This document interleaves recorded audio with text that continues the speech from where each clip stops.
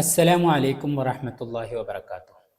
പ്രിയപ്പെട്ടവരെ, ഖിയാമത്ത് സീരീസിൻ്റെ 8ാമത്തെ എപ്പിസോഡിലേക്ക് എല്ലാവരെയും സ്വാഗതം ചെയ്യുകയാണ്. നമുക്കറിയാം, ഇറാൻ അമേരിക്ക യുദ്ധമുഖത്താണ്. ആ യുദ്ധഭീതിയിലാണ് ലോകം മുഴുവനായും ഉള്ളത്. എത്രയും പെട്ടെന്ന് സമാധാനം പുലരട്ടെ എന്ന് നമുക്ക് പ്രാർത്ഥിക്കാം. അല്ലാഹു സുബ്ഹാനഹു വ തആല പ്രശ്നങ്ങൾ പരിഹരിക്കാനുള്ള എല്ലാവിധ സാഹചര്യങ്ങളും ഒരുക്കി തരട്ടെ എന്ന് നമുക്ക് ദുആ ചെയ്യാം.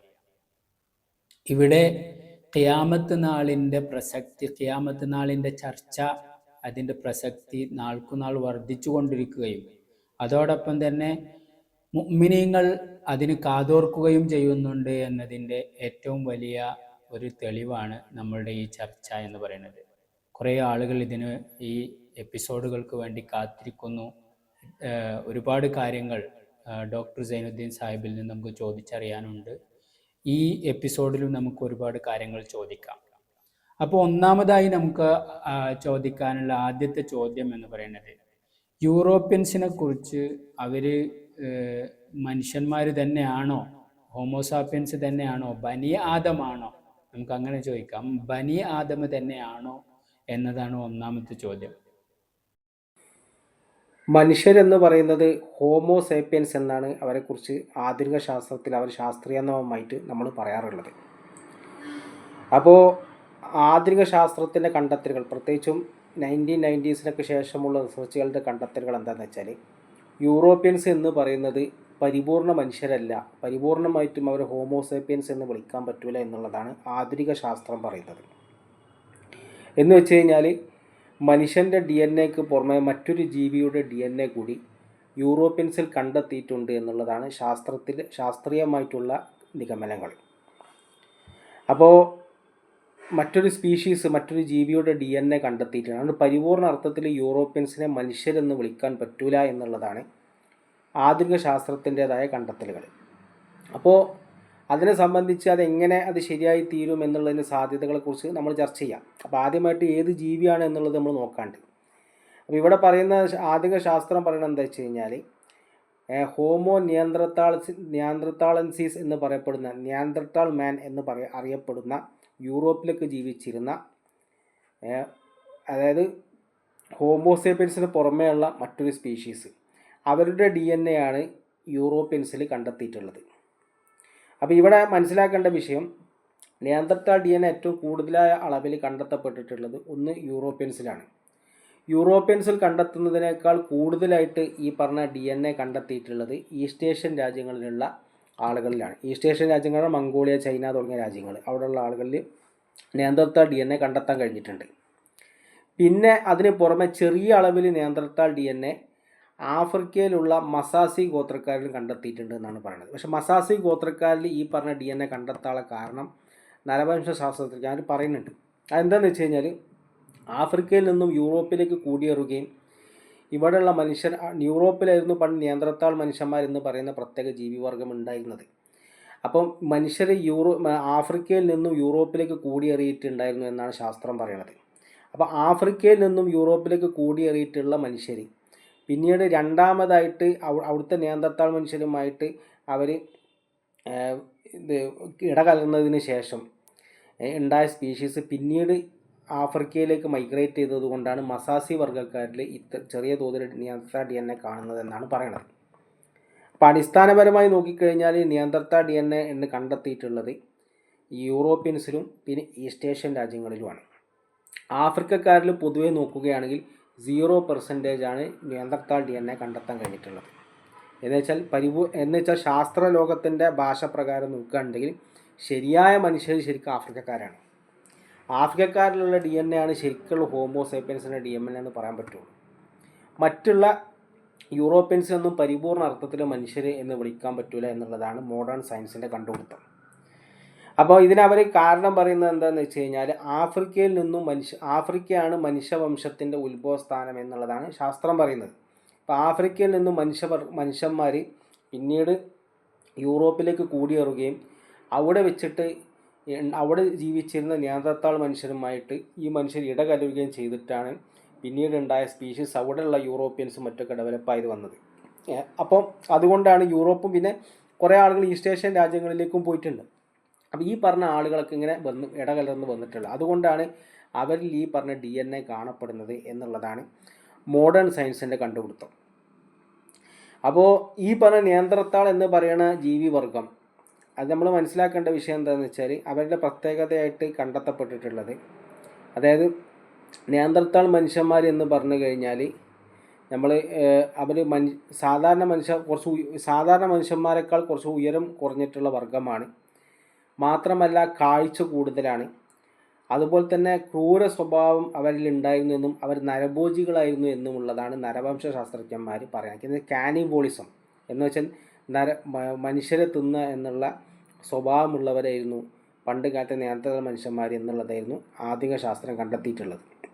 നരവംശാസ്ത്രമൊക്കെ ഈ വിഷയത്തിൽ പഠനങ്ങൾ നടത്തിയിട്ട് കണ്ടെത്തി. അപ്പോൾ ഈ പറഞ്ഞ ജീവിവർഗമാണ് എന്ത് ചെയ്തിട്ടുള്ളത്, പിന്നീട് ഇങ്ങനെയുള്ള ഇടപെടലുകൾ ഉണ്ടായിട്ടുള്ളത് എന്നുള്ളതാണ് സയൻസ് പറയുന്നത്. പിന്നെ അവിടെ ചോദ്യം വരുന്നത് വെച്ചാൽ രണ്ട് സ്പീഷീസാണല്ലോ.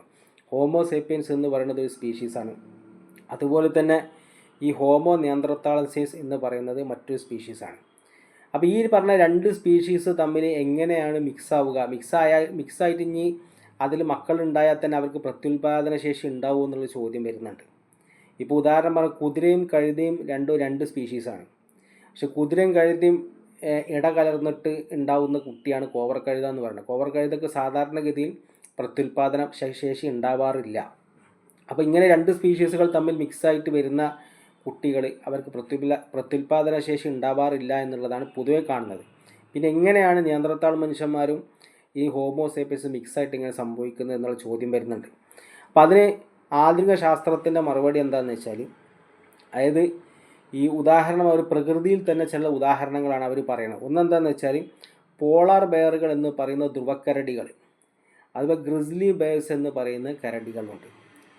ഈ പലപ്പോഴും എന്ത് സംഭവിക്കുകയെന്ന് വെച്ചാൽ പോളാർ ബെയർസും അതിൽ ഗ്രിസ്ലി ബെയർസ് എന്ന് പറയുന്ന കരടി രണ്ട് സ്പീഷീസാണ്. ശരി, കരടി വർഗത്തിൻ്റെ രണ്ട് സ്പീഷീസിൽപ്പെട്ട ജീവികളാണ്. ഇവ പലപ്പോഴും ഇടകലർന്നിട്ട് ഒരു പിസിലി ബേഴ്സ് എന്ന് പറയുന്ന ഒരു പുതിയ സ്പീഷീസിലുള്ള ജീവികൾ ഉണ്ടാവാറുണ്ട്, കരടി വർഗത്തിൽപ്പെട്ട ജീവികൾ ഉണ്ടാവാറുണ്ട് എന്നുള്ള ശാസ്ത്രം തെളിയിച്ചിട്ടുണ്ട്. ഈ പറഞ്ഞ പിസിലി ബേഴ്സ് എന്ന് പറയുന്ന ഈ ജീവികൾക്ക് പ്രത്യുൽപാദനശേഷി ഉള്ളതായിട്ടും കണ്ടിട്ടുണ്ട്. അവർക്ക് എന്തില്ല, മറ്റുള്ള കോവർ കഴുതൻ്റെയും ഒക്കെ മാതിരി കുട്ടികളില്ലാത്ത അവസ്ഥയില്ല. അവർ വേറെ തന്നെ പ്രത്യുൽപാദനശേഷി ഉണ്ടായിരിക്കുകയും അവർക്ക് മക്കളുണ്ടാവുകയൊക്കെ ചെയ്യുന്നതായിട്ട് കാണുന്നുണ്ട്. അപ്പോൾ അതിന് ശാസ്ത്രം കൊടുക്കുന്ന എക്സ്പ്ലനേഷൻ എന്താ വെച്ചാൽ രണ്ട് സ്പീഷീസ് ആണെങ്കിൽ കൂടി ആ രണ്ട് സ്പീഷീസും തമ്മിലുള്ള ജനിതക ഘടന വലിയ വ്യത്യാസങ്ങളില്ലാത്തത് കൊണ്ടും ജനിതക ഘടനയിൽ വളരെയധികം യോജിപ്പുള്ളത് കൊണ്ടുമാണ് ഇങ്ങനെ സംഭവം. അപ്പോൾ അങ്ങനെ വരുമ്പോൾ അങ്ങനത്തെ രണ്ട് സ്പീഷീസ് തമ്മിൽ ഇടകലർന്നുണ്ട കുട്ടികൾ ഉണ്ടാവുകയാണെങ്കിൽ ആ കുട്ടികൾക്ക് പ്രത്യുൽപാദന ശേഷി ഉണ്ടാവുന്നതാണ്. അപ്പോൾ അത് വെച്ചിട്ട് തന്നെയാണ് ഇപ്പോൾ ഇവിടെ ഇതും പറയുന്നത്. വെച്ചാൽ നിയന്ത്രത്താൾ മനുഷ്യനും അതുപോലെ തന്നെ ഹോമോസേപ്പിയൻസ് എന്ന് പറയുന്നതും രണ്ട് സ്പീഷീസിൽപ്പെട്ട ജീവികളാണെങ്കിൽ കൂടി, ഹോമോസേപ്പിയൻസ് നിയന്ത്രത്താൾസിൻസ് എന്ന് പറയുന്ന മറ്റൊരു സ്പീഷീസിൽപ്പെട്ട ജീവിയാണെങ്കിൽ കൂടി അത് ജനിതക ഘടന കൊണ്ട് മനുഷ്യനുമായിട്ട് കുറേ യോജിപ്പുള്ളത് കൊണ്ട് അവ എന്തുണ്ടാവും, മനുഷ്യനുമായി ഇടകലരുമ്പോൾ അവരിൽ നിന്നും ഉണ്ടാവുന്ന കുട്ടികൾക്ക് പ്രത്യുൽപാദന ശേഷി ഉണ്ടാവും. അങ്ങനെ ആ DNA കൈമാറി വന്നിട്ടുണ്ട് എന്നുള്ളതാണ് ആധുനിക ശാസ്ത്രം പറയുന്നത്. അപ്പോൾ ഇവിടെ നമുക്കിതിൽ ഒരുപാട് കാര്യങ്ങൾ ചിന്തിക്കാനുണ്ട്. ഒന്നെന്താ വെച്ചാൽ ശാസ്ത്രത്തിൻ്റെ ഈ കണ്ടെത്തൽ, അതിപ്പോൾ നമുക്ക് ഉറപ്പിച്ച് പറയാൻ നിവൃത്തിയൊന്നുമില്ല. നരവംശാസ്ത്രം എന്നൊക്കെ പറഞ്ഞാൽ അതിൻ്റെ തിയറികളും അവരുടെ കാര്യങ്ങളൊക്കെ മാറിക്കൊണ്ടേയിരിക്കും. ഒരുപാട് മുൻവിധികളുള്ള ഒരു സയൻസാണ്. എങ്കിൽ കൂടി അത് 100% നിഷേധിക്കാൻ നമുക്ക് നിവൃത്തിയില്ല. കാരണം മാത്രമല്ല അത് സത്യമാവാനുള്ള സാധ്യതയുമുണ്ട്. അപ്പം നമ്മളിവിടെ ആദ്യമായിട്ട് മനസ്സിലാക്കണം, ബനി ആദം എന്ന് പറഞ്ഞാൽ തന്നെ നമ്മൾ മനസ്സിലാക്കേണ്ടത് ഹോമോസേപ്പിയൻസ് ആണ്. അവർ ശരിക്കും ശാസ്ത്രീയ നാമം നമ്മൾ പറയുന്നത് ഹോമോസേപ്പിയൻസ് ആണ് ശരിക്കും ബനി ആദം. പരിപൂർണ്ണ അർത്ഥത്തിൽ ബനി ആദം എന്ന് പറയുന്നത് ഹോമോസേപ്പിയൻസ് ആണ്. അപ്പോൾ ഈ പറയണ ആദം നബി അലൈഹി ഇസ്ലാമിൻ്റെ സന്താനങ്ങളിൽ നമ്മൾ മനസ്സിലാക്കുന്നത് നൂഹ് നബിൻ്റെ കാലഘട്ടത്തിന് ശേഷം വെള്ളപ്പൊക്കം ഉണ്ടായി. ആ വെള്ളപ്പൊക്കത്തിൽ എന്തുണ്ട്, നൂഹ് നബി അലൈഹി ഇസ്ലാം ധിക്കരിച്ചിട്ടുള്ള ആദം സന്തതികളൊക്കെ വെള്ളപ്പൊക്കത്തിൽ മുങ്ങി നശിച്ചു. അങ്ങനെ പിന്നീട് ലോകത്ത് രണ്ടാമത് മനുഷ്യവർഗം ഡെവലപ്പായി വന്നത് നൂഹ് നബി അലൈഹി ഇസ്ലാമിൻ്റെ 3 മക്കളിലൂടെയാണ് എന്നുള്ളതാണ് ചരിത്രകാരന്മാരൊക്കെ നമുക്ക് വിശദീകരിച്ച് തന്നിട്ടുള്ളത്. ഇത് ഇസ്ലാമിക ചരിത്രകാരന്മാരും പറയുന്നുണ്ട്, ബൈബിൾ പണ്ഡിതന്മാർ ഇത് പറയുന്നുണ്ട്. അപ്പോൾ നൂഹ് നബിയുടെ 3 മക്കൾ പറഞ്ഞാൽ സാമ്, ഹാമ്, യാഫെസ് എന്നീ പറഞ്ഞ 3 മക്കളാണ് എന്ത് പറയണത്, ഈ പറഞ്ഞ ലോകം പോപ്പുലേറ്റ് ചെയ്തിട്ടുള്ളത് എന്നുള്ളത് താരീഖിൻ്റെ പണ്ഡിതന്മാർക്ക് വിശദീകരിക്കുന്ന വിഷയമാണ്. അപ്പോൾ ഇവിടെ നമ്മൾ മനസ്സിലാക്കേണ്ട വിഷയം, ഈ പറഞ്ഞ നൂഹ് നബിൻ്റെ 3 മക്കളെ സംബന്ധിച്ച് ജാമിഅ തിർമിദിയിലുള്ള ഒരു ഹദീസ് വളരെ വ്യക്തമായിട്ട് തന്നെ റിപ്പോർട്ട് ചെയ്യപ്പെട്ടിട്ടുണ്ട്. 3931 ഹദീസാണ്. ആ ഹദീസിൽ പറഞ്ഞിട്ടുള്ളത് എന്താണെന്ന് വെച്ചാൽ, അന്ന റസൂലുള്ളാഹി സ്വല്ലല്ലാഹു അലൈഹി വസല്ലം ഖാൽ സാമുൻ അബുൽ അറബ് വ യാഫിദു അബുർ റൂം വ ഹാമുൻ അബുൽ ഹബഷ്. അത് സാമ് എന്ന് പറയുന്നത് ആരാണ്? അറബികളുടെ പിതാവാണ്. വളരെ വ്യക്തമായിട്ട് തന്നെ പറയുന്ന വിഷയം. അറബികളുടെ പിതാവ് സാമാണ്. നൂഹ് നബിൻ്റെ മകൻ സാമാണ് അറബികളുടെ പിതാവ്. പിന്നെ പറയുന്നവ യാഫിദു അബുർ റൂം, റോമാക്കാരുടെ പിതാവ് എന്ന് പറയും. റോമാക്കാർ, റൂം എന്ന് പറഞ്ഞാൽ യൂറോപ്യൻസിൻ്റെ പിതാവ് എന്ന് പറഞ്ഞാൽ യാഫിസ് ആണ് എന്നാണ് തിർമിദി ഷരീഫുൽ ഹദീസിൽ വളരെ വ്യക്തമായിട്ട് വന്നിട്ടുള്ളത്. അതുപോലെ തന്നെ ഹാമുൻ അബുൽ ഹബഷ്, അതുപോലെ തന്നെ ഹബഷികൾ, അബിസീനിയക്കാർ, ആഫ്രിക്കയിലൊക്കെ ഉള്ള ആളുകൾ, അബിസീനിയക്കാരാണല്ലോ ആഫ്രിക്കയിലുള്ളത്. അപ്പോൾ അവരൊക്കെ എന്താണ്? ഹാമിൻ്റെ മക്കളാണ്. നൂഹ് നബിൻ്റെ മകൻ ഹാമിൻ്റെ മക്കളാണ് എന്നാണ് വളരെ വ്യക്തമായിട്ട് ഹദീസിൽ വന്നിട്ടുള്ളത്. അതുപോലെ തന്നെ ഇസ്ലാമിക ചരിത്രകാരന്മാർ പറയുന്നത് എന്താണെന്ന് വെച്ചാൽ, ഈ തുർക്കികൾ, മംഗോളിയർ, അതുപോലെ തന്നെ യഅജൂജ് മഅജൂജ് ഇവരെല്ലാം നൂഹ് നബിൻ്റെ മകൻ യാഫത്തിൻ്റെ സന്താന പരമ്പരയിലാണ് വരുന്നത് എന്നുള്ളത് വ്യക്തമായിട്ട് വിശദീകരിക്കപ്പെട്ടിട്ടുണ്ട്. അപ്പോൾ ഇവിടെ നമ്മൾ മനസ്സിലാക്കേണ്ടത്, നിയാന്ത്രത്താൾ DNA കൂടുതലായിട്ട് ഉണ്ട് എന്ന് ശാസ്ത്രം കണ്ടെത്തിയിട്ടുള്ളത് ആരിലാണെന്ന് വെച്ച് കഴിഞ്ഞാൽ, അതായത് ഈ പറയുന്ന യാഫത്തിൻ്റെ നൂഹ് നബിൻ്റെ മകൻ യാഫത്തിൻ്റെ സന്താന പരമ്പരയായിട്ട് പറയുന്ന ജനവിഭാഗത്തിലാണ് കണ്ടെത്തപ്പെട്ടിട്ടുള്ളത്.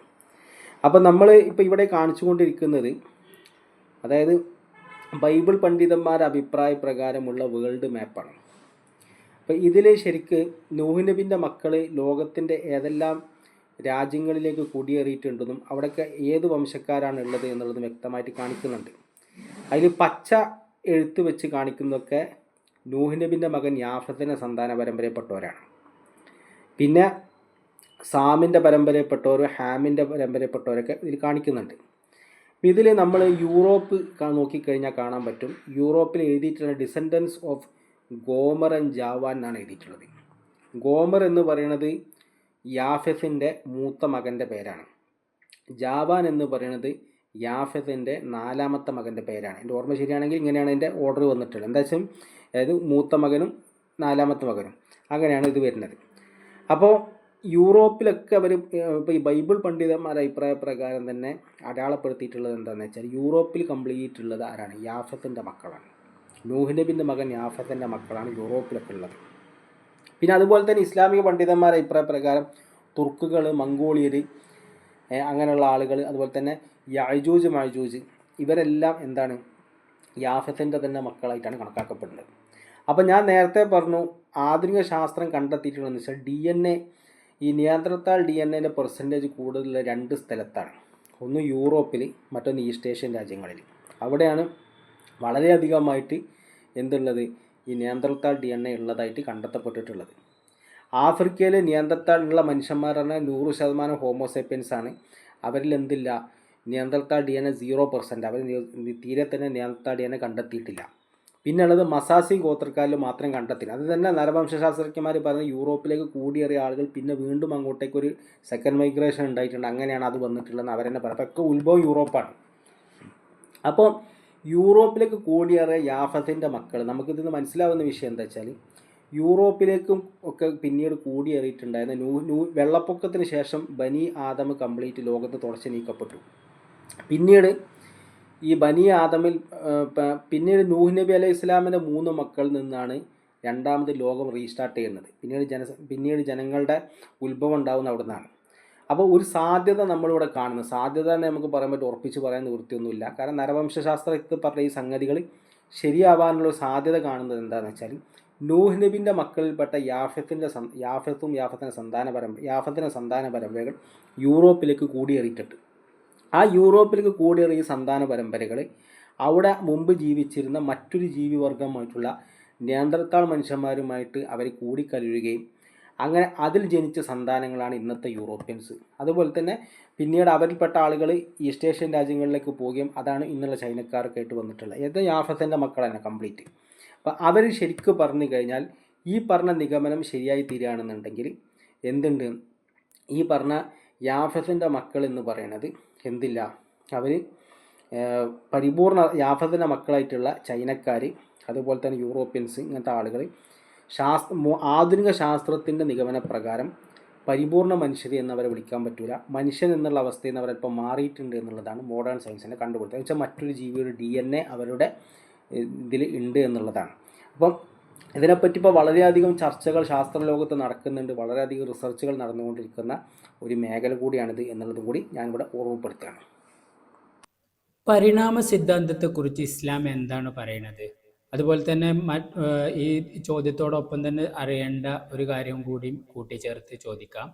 ഈ നിയാണ്ടർതാൽസ് മനുഷ്യന്മാർ, ഹോമോസാപ്പിയൻസ് എന്ന് പറയുന്ന പോലെ തന്നെ നിയാണ്ടർതാൽസ് മനുഷ്യന്മാർ 35,000 വർഷങ്ങൾക്ക് മുമ്പ് അവർ നശിച്ചു പോയിട്ടില്ലേ? ഇവിടെ നമ്മൾ മനസ്സിലാക്കേണ്ടതായ വിഷയം, പരിണാമ സിദ്ധാന്തം ഇസ്ലാമുമായിട്ട് ഇടഞ്ഞു വരുന്നത് ഒറ്റ വിഷയത്തിലാണ്. എന്ന് വെച്ചാൽ ആദം നബി അലൈഹി സ്വലാം മറ്റു ജീവിയിൽ നിന്നും പരിണമിച്ചുണ്ടായി നമ്മൾ വിശ്വസിക്കാൻ പാടില്ല. അതല്ലാതെ നോക്കുകയാണെന്നുണ്ടെങ്കിൽ ആദം നബി അലൈഹി സ്വലാം കുറിച്ച് നമ്മുടെ വിശ്വാസം എന്താ വെച്ചാൽ ഖുർആനിലും ഹദീസിലും എങ്ങനെയാണോ പറഞ്ഞാൽ അങ്ങനെ തന്നെ വിശ്വസിക്കുക എന്നുള്ളതാണ്. മറ്റൊരു ജീവിയിൽ നിന്നും പരിണമിച്ചുണ്ടായി നമ്മൾ മനസ്സിലാക്കാൻ പാടില്ല. ഇവിടെ മാത്രമാണ് പരിണാമ സിദ്ധാന്തവുമായി ഇസ്ലാം എതിരായി വരുന്നത്. എന്നാൽ മറ്റ് ജന്തുജാലങ്ങളിൽ പരിണാമം സംഭവിക്കാതിരിക്കാം. അവിടെ ഇസ്ലാമിന് എന്തില്ല, അവിടെ ഈ പ്രശ്നങ്ങളൊന്നുമില്ല. ഈ സംഭവിച്ചെന്ന് സ്ഥിരപ്പെട്ടാൽ നമുക്ക് പ്രശ്നങ്ങളൊന്നുമില്ല. അതുപോലെ തന്നെ ആദം നബി അലൈഹി സ്വലാം സൃഷ്ടിക്കുന്നതിന് മുമ്പ് ഇവിടെ ഭൂമിയിൽ മനുഷ്യനോട് സാദൃശ്യമുള്ളതായിട്ടുള്ള മറ്റ് ജീവജാലങ്ങൾ ജീവിച്ചിരുന്നു എന്ന് പറയുന്നതിലും എന്തില്ല, ബുദ്ധിപരമായിട്ടോ ഒന്നും അസംഭവ്യതല്ല, ശർഈയായിട്ടും അത് അസംഭവ്യമായ കാര്യമല്ല. നമ്മൾ മനസ്സിലാക്കേണ്ട കാര്യം അതാണ്. അതിനുള്ള സാധ്യതകൾ നിലനിൽക്കുന്നുണ്ട്.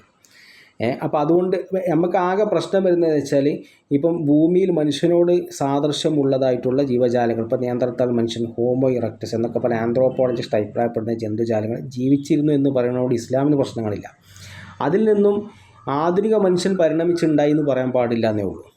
മനുഷ്യനിൽ നിന്ന് വിഭിന്നമായിട്ട് മറ്റൊരു ജീവജാലം അള്ളാഹ് സൃഷ്ടിച്ചു, അവർ ഭൂമിയിൽ ഉണ്ടായിരുന്നു എന്ന് മനസ്സിലാക്കി വെച്ചിട്ട് പ്രശ്നങ്ങളൊന്നുമില്ല. അപ്പം നിയാന്ത്രത്താൽ മനുഷ്യൻ ഭൂമിയിൽ ഉണ്ടായിരുന്നു എന്നാണ് ആന്ത്രോപോളജിസ്റ്റുകൾ പറയുന്നത്. അത് സത്യമാണെന്ന് സ്ഥിരപ്പെട്ടാൽ പോലും ഇസ്ലാമിന് അതിൽ പ്രശ്നങ്ങളൊന്നുമില്ല. ഇതാണ് നമ്മൾ മനസ്സിലാക്കേണ്ടത്. അപ്പോൾ അതുകൊണ്ട് തന്നെ നിയാന്ത്രത്താൽ മനുഷ്യന് പണ്ട് യൂറോപ്പിലുണ്ടായിരുന്നു.